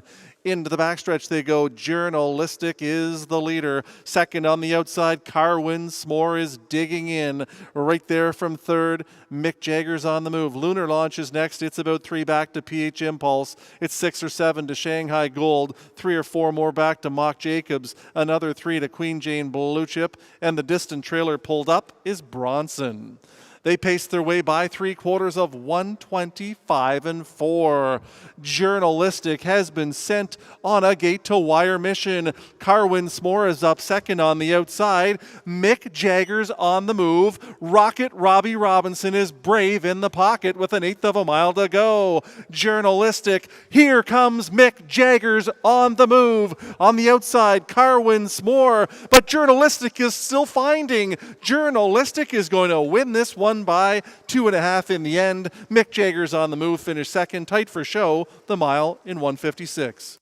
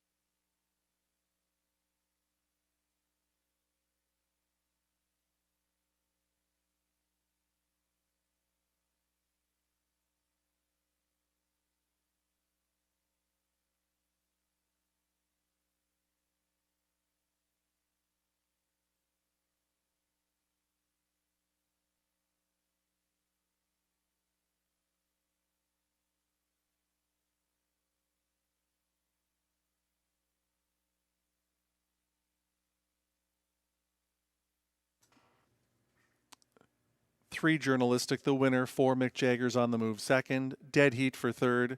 6 Lunar Launch, and 9 Carwin S'more.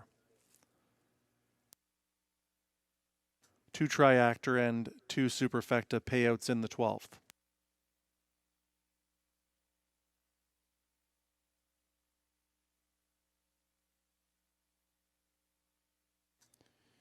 Three Journalistic, the winner. Big Gelding, 4 years old, by Sports Writer. Out of Enchanted Beauty by Western Ideal.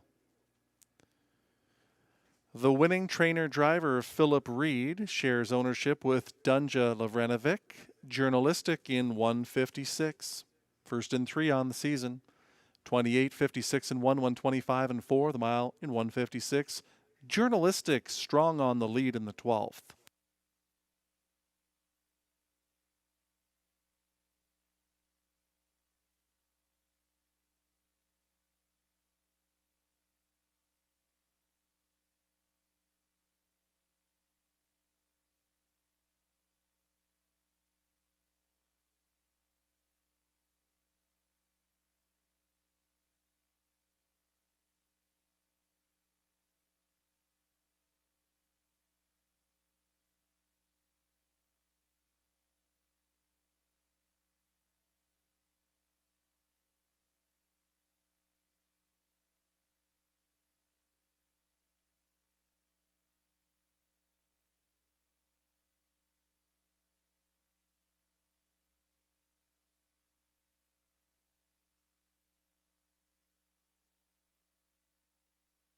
It's official. 3 Journalistic pays $11, 610, 240.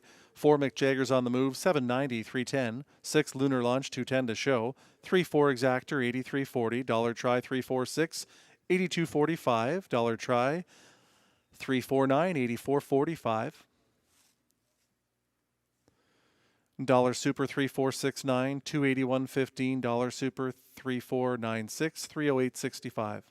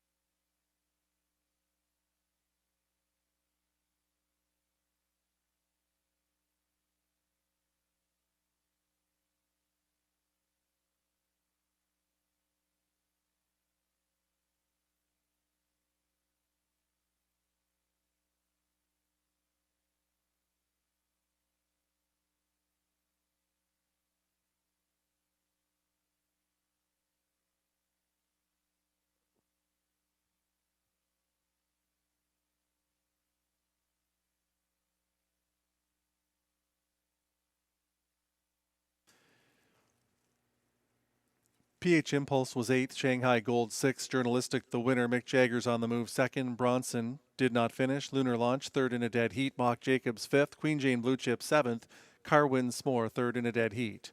From the top down, 861, 2 DNF, 3 5 7 3.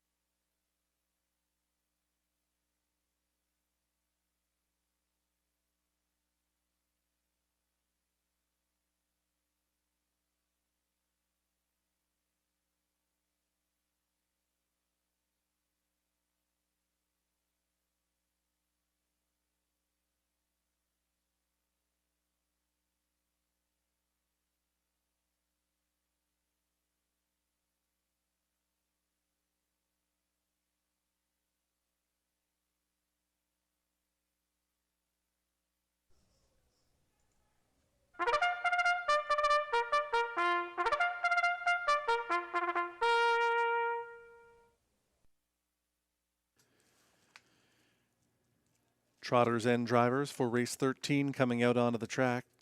The 13th is for non-winners of 3,500 last 3. Also eligible non-winners of 50,000 lifetime. It's an optional $15,000 claimer. The purse 6,900. Win, play, show, exactor, triactor, superfecta, and pick 3 wagering starting here.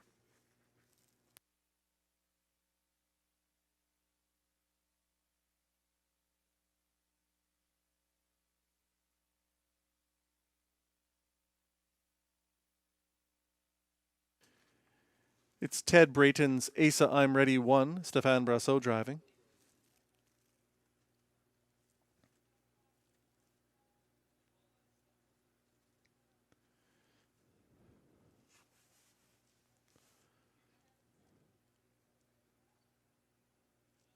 Sir Chopin 2, Samuel Filion for Carl Voyer.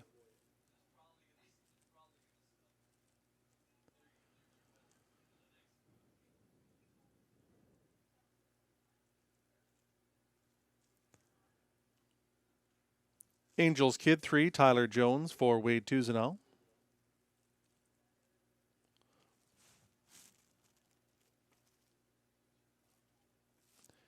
YC Broadway 4, it's Ryan Guy for Jerry Viancourt.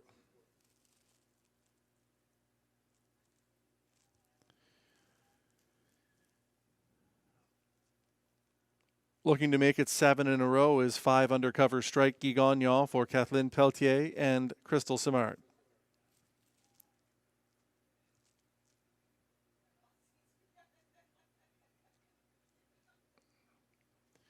Dr. Spengler, number 6, Pascal Berube for Écurie, Richard Moreau and Yannick Martel.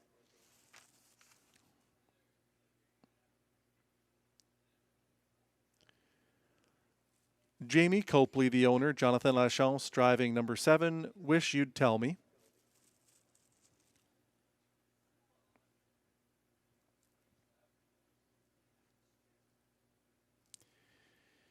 Ada's Vero, Amore By. It's Mike Healy driving for Anna Lee Ramage.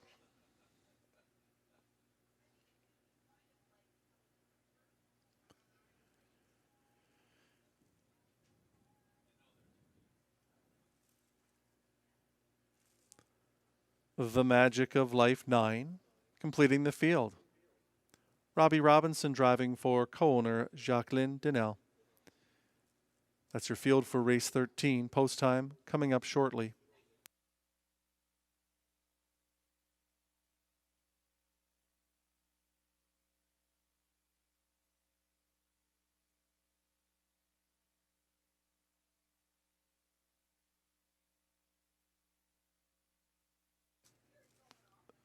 There's the heavy favorite, number 2, Sir Chopin, dropping out of the preferred, facing much softer competition than he has been racing against. When he faced a similar field back on December the 6th, he came first over to win by 8 open lengths. Samuel Filion driving Sir Chopin for the first time.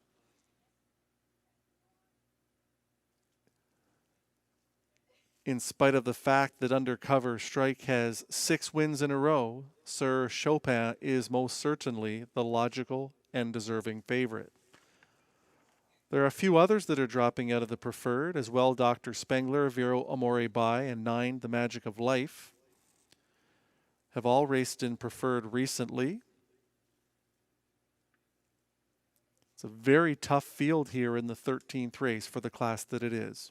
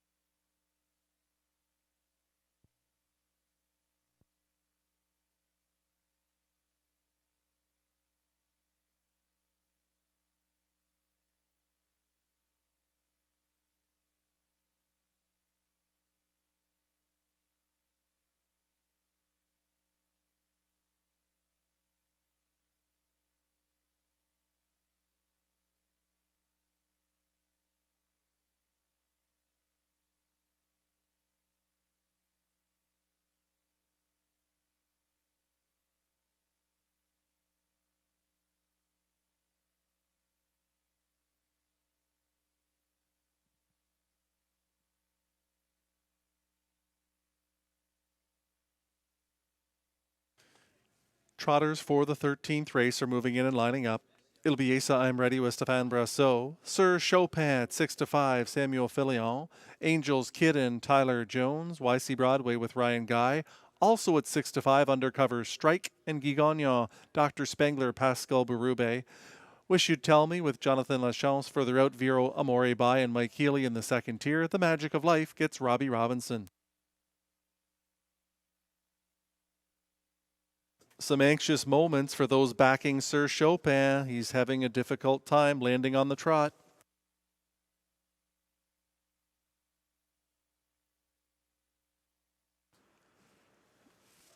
Trotters for the 13th race are into the backstretch and picking up speed. They're at the start.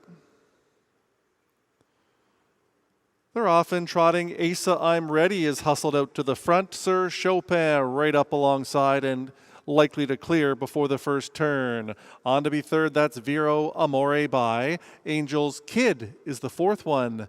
Then it's 4 or 5 lengths back to YC Broadway. Held up in traffic early as Undercover Strike, and Gagnon elects to go on with it. Dr. Spengler caught on the outside early. The Magic of Life is next away. Wish You'd Tell Me is the early trailer. They're by the opening quarter in 28-4. Sir Chopin leads this field by 2. Asa I'm Ready tracks in the pocket now and tightening in.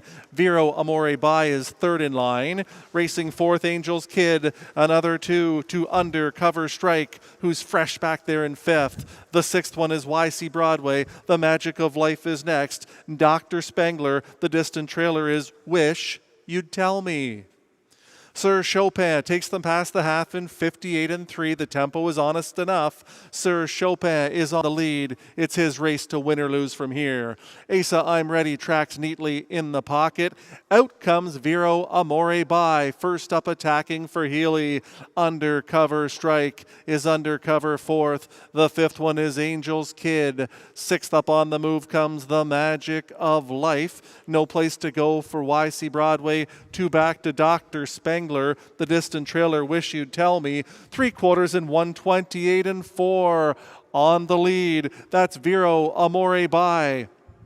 Undercover Strike is right up alongside now. Asa I'm Ready has picked up third with an 1/8 of a mile to go. Here comes Undercover Strike to the lead. Undercover Strike gonna do it again for Gagnon. Undercover Strike takes this field to the wire with a length and a half to spare. It's Undercover Strike in front. Asa I'm Ready a very good second, finishing third. Vero Amore by in 1:58-1.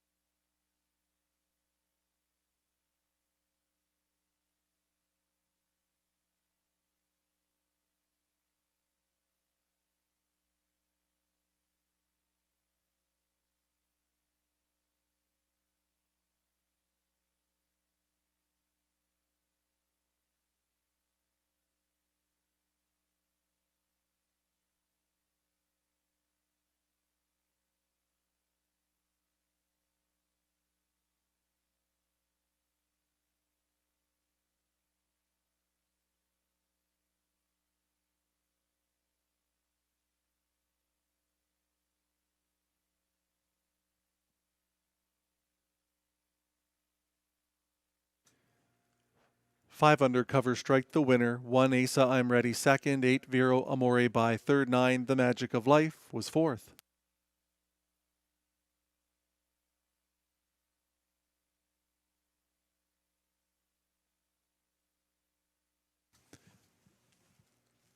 Five Undercover Strike the winner. He's a 13-year-old brown gelded son of Striking Sabra out of Under the Pines by Pine Chip, owned by Kathleen Pelletier along with Crystal Simard. Guy Gagnon, the winning trainer-driver. Gagnon racking up the wins tonight. It was Undercover Strike's 7th in a row. Tonight's mile 158-1, 28-4, 58-3, 128-4, the mile 158-1. Undercover Strike and Gagnon in the 13th.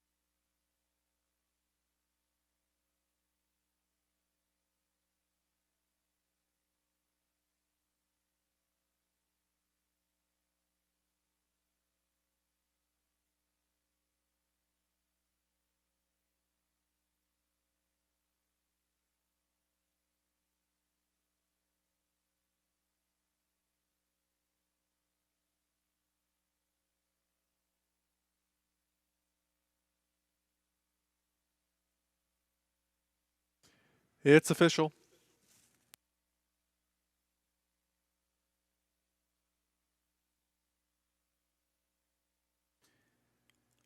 Five undercover strike pays 330, 230, 230. One Asa I'm ready 350, 270. 8 Vero Amore by 1140 to show. 5-1 exactor 960. 518 try 5685. Dollar super of 5189 348.45.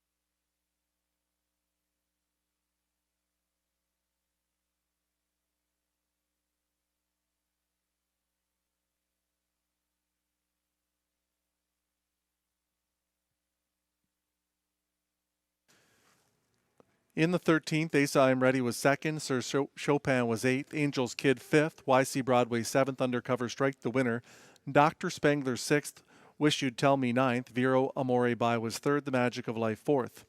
From the top down, 285, 716, 934.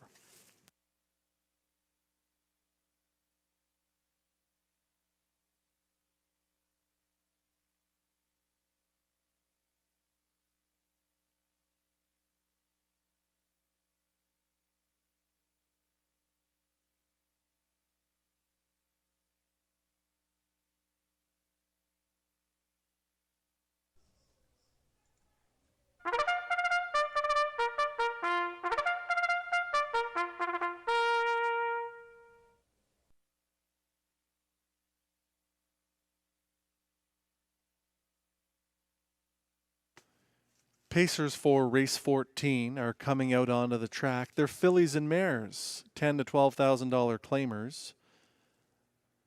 The purse is $6,200. Win, play, show, exactor, triactor, and superfecta wagering. Late double wagering here as well. No changes.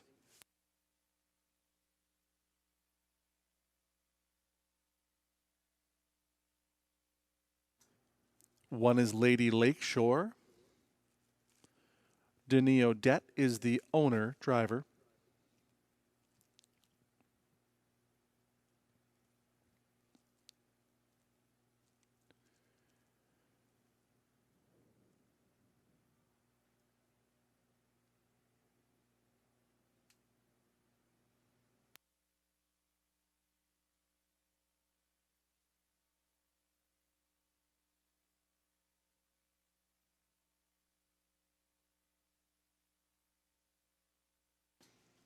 Kahlua Morning 2, Samuel Filion driving for Jamie Copley.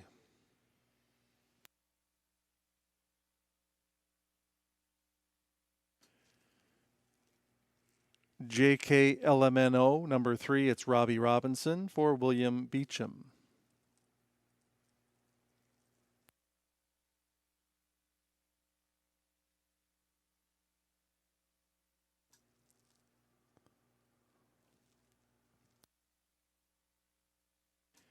Jan's Legacy number 4. Stéphane Brassot driving for Desjardins, Noro Stable, along with Marc-Andre Simoneau.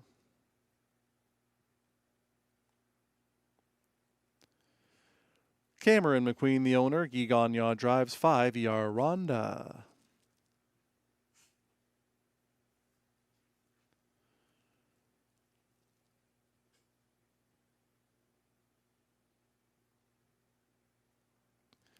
Six Uptown Woman, Pascal Berube for Group Uptown Woman.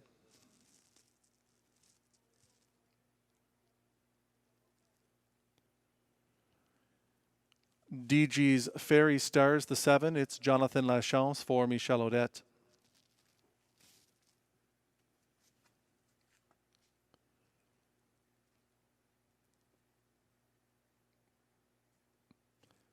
Raisin a Rocket, the 8, Ryan Guy drives for Limco Incorporated.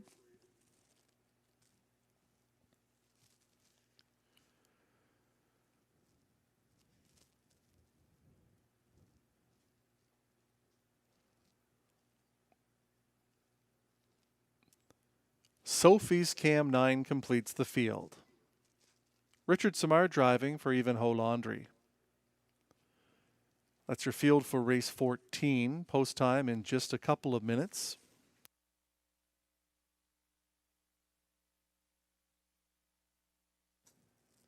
It's a very interesting race to handicap here.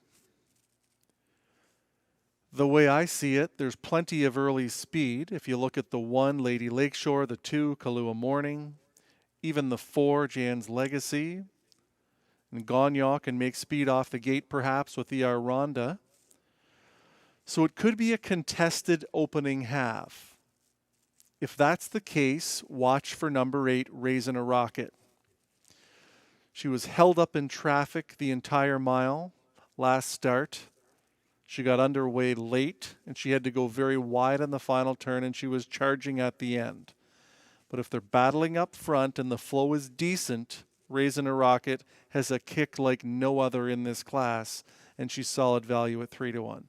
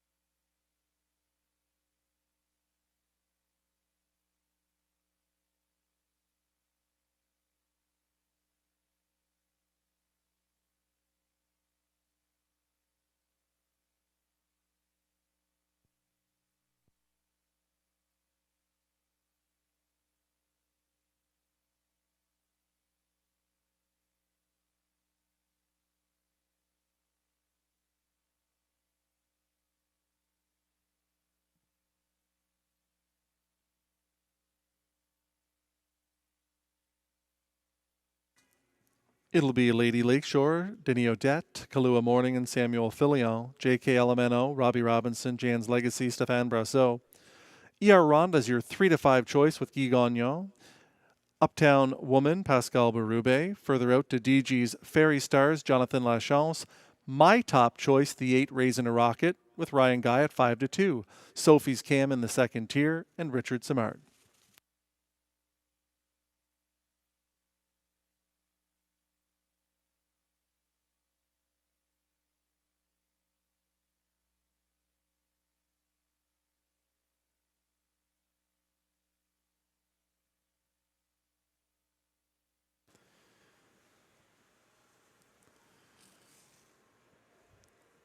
The race 14 field is in the backstretch. Fillies and mares at the start.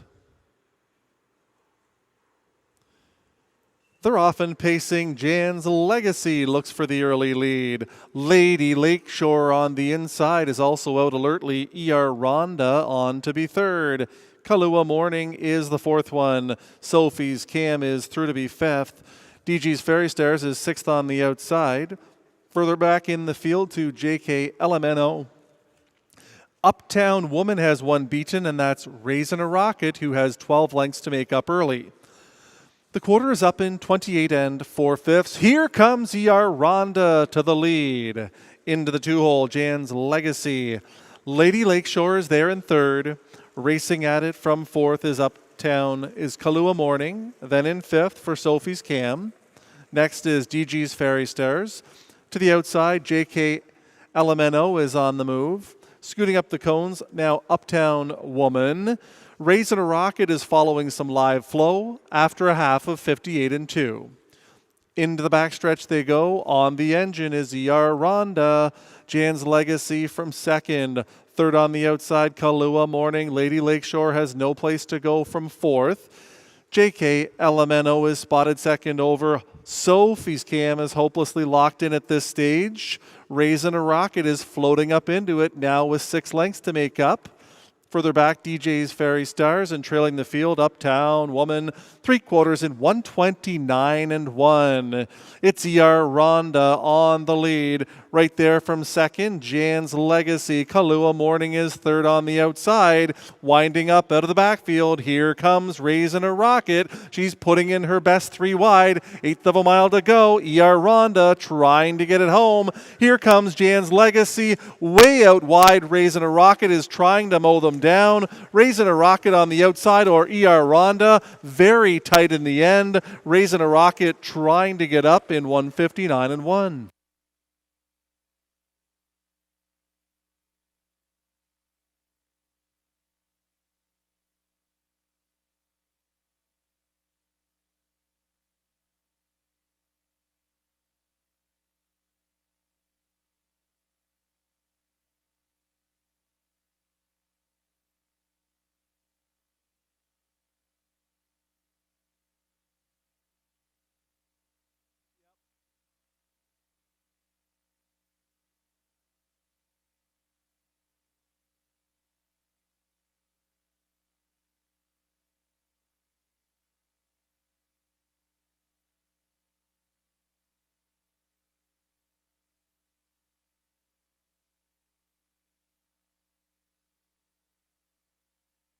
Eight Raisin a Rocket, the winner. 5 E.R. Ronda second. 9 Sophie's Cam third. 4 Jan's Legacy fourth.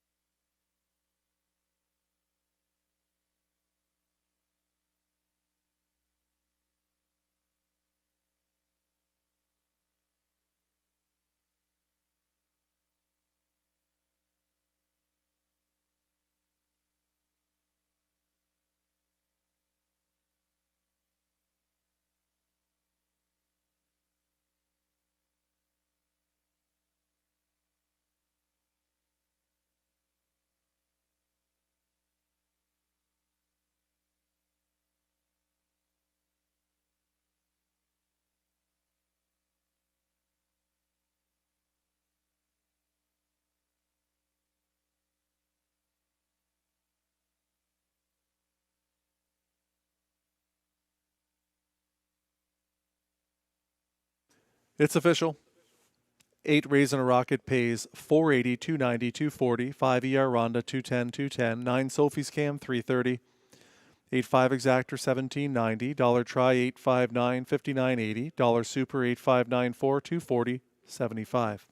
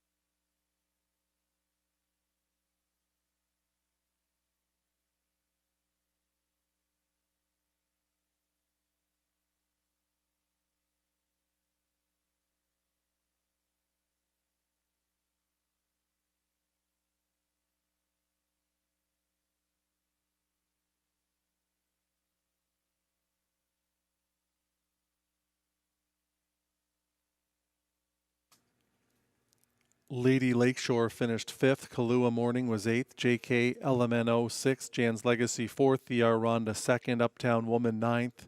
DG's Fairy Stars was 7th. Raisin a Rocket the winner. Sophie's Cam 3rd. From the top, 586, 429, 713. The 15th and final is next. It's a high five wagering feature. To conclude the program, no changes in the preferred pace.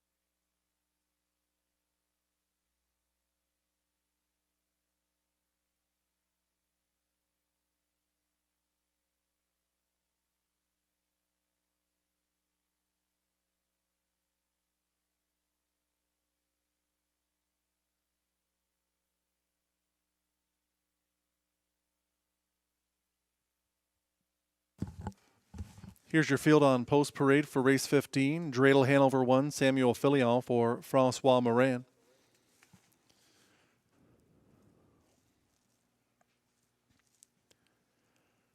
Alain Martin, the owner. Richard Simard drives 2, Atomic Million AM.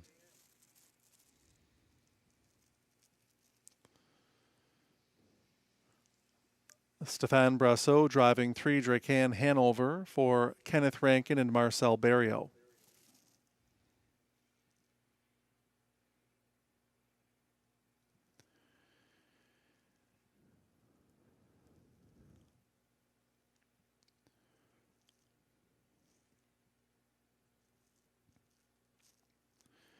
Stonebridge Beach, the 4, Stéphane Pouliot for a numbered Quebec Corporation and Germain Brazeau.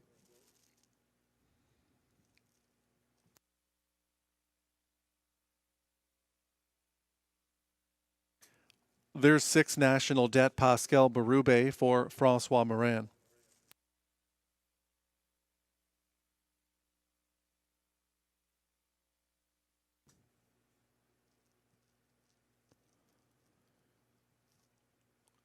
Luc and Duke 7, Guy Gagnon for co-owner Jean Laroche.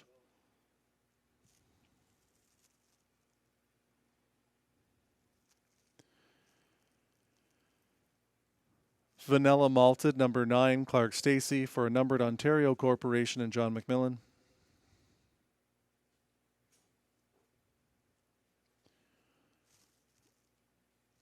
There's the 5, Officer Jones. It's Ryan Guy for Limco Incorporated and Dr. John Tobin. Ryan Guy looking for his hat trick on the card.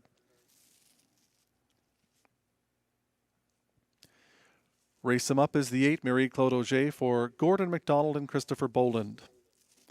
That's your field for race 15. High 5 wagering windows close in less than 2 minutes.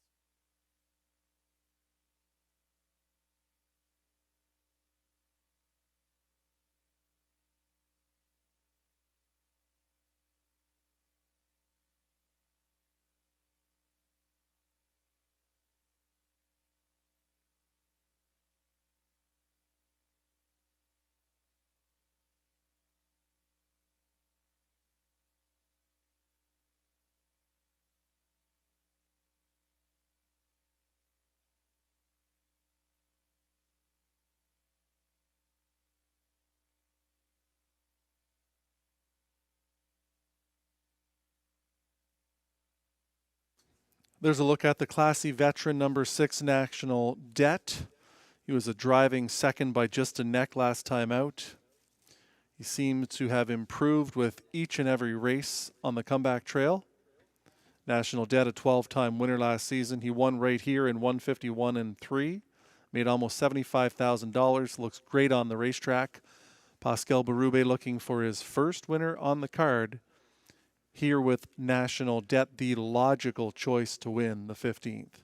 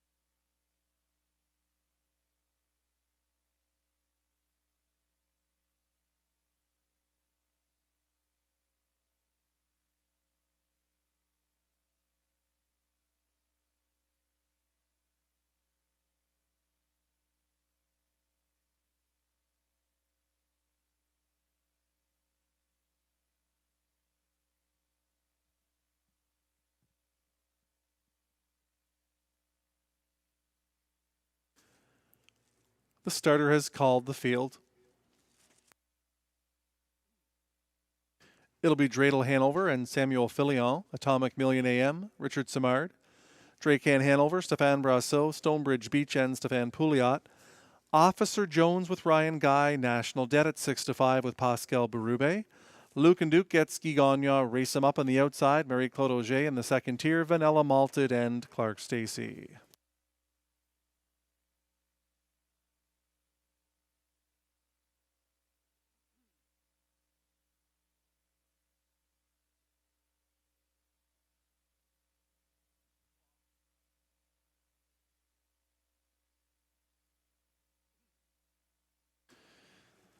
Preferred Pacers into the backstretch for the 15th race, the Robbie D'Alessandro pace. They're at the start. They're often pacing. National Debt leaves off the gate from post 6, closer to the inside. Atomic Million AM goes to the lead. Dreidel Hanover is in the top trio. Vanilla Malted is through to be 4th. It's 3 lengths to Dracan Hanover, who's 5th away. Stonebridge Beach is the 6th one. Luke and Duke races from 7th. It's 3 back to Officer Jones. And Race 'Em Up is there as well. Off the turn to the opening quarter, that marker reached in 27 1/5. National Debt has made the lead. He'll be tough to beat now. Leads it by a length and a half. Atomic Million AM chases second. Dreidel Hanover is third. Vanilla Malted the 4th one. Then in 5th for Dracan Hanover. 6th on the outside. Luke and Duke begins to pick it up. Out of the backfield comes Stonebridge Beach. Race 'Em Up is on the move. Officer Jones trails. There by the half in 56 seconds to the backstretch they go. It's National Debt showing the way. Right there on the inside from second, Atomic Million AM. Vanilla Malted is uncovered third on the outside. Dreidel Hanover's in 4th. 5th and on the move, attacking out of the backfield is Luke and Duke. Dracan Hanover is next. Out into the flow comes Race 'Em Up. Officer Jones finds a way out. Stonebridge Beach is the trailer. National Debt is the leader by 3/4 of 125 1. National Debt is on a short lead. Vanilla Malted is second and on the outside. Atomic Million AM is a bang up third. Moving well out of the backfield is Race 'Em Up with an 1/8 of a mile to go. National Debt is the leader coming for the payoff. Atomic Million AM is second on the inside. Vanilla Malted is still trying third, but it's all National Debt cruising to an easy win here in 153 4.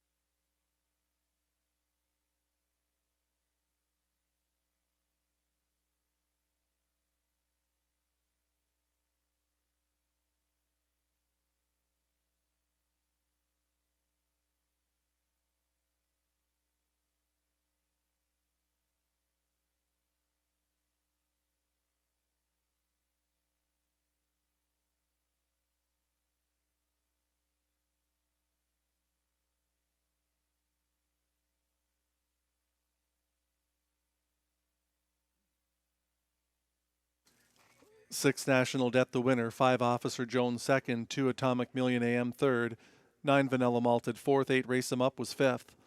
65298, your high five in the 15th.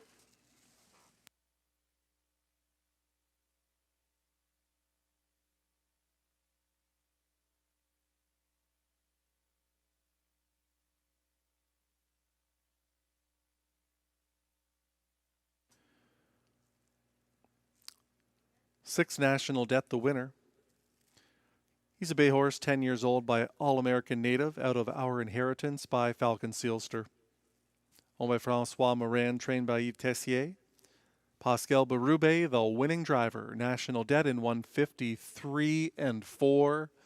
And unless you're here tonight, You don't know how good a mile that is in the cold temperatures and a strong wind.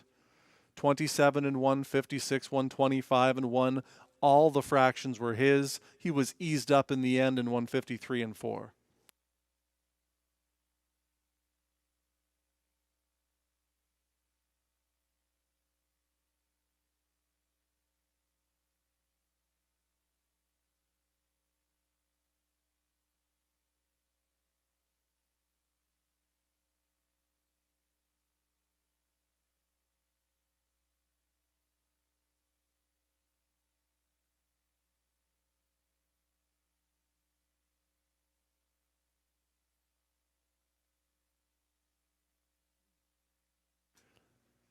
Six national debt pays $440, $3, $210. 5 officer Jones, $690, $630. 2 atomic million AM, $720. 6-5 exactor, $42.80. Dollar try, $652, $250, $285. The late double of 8 and 6, $18.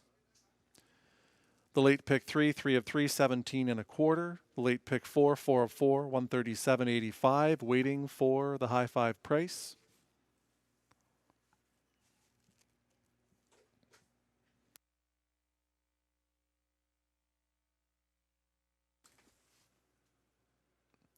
$65298, high five, $1,696.33.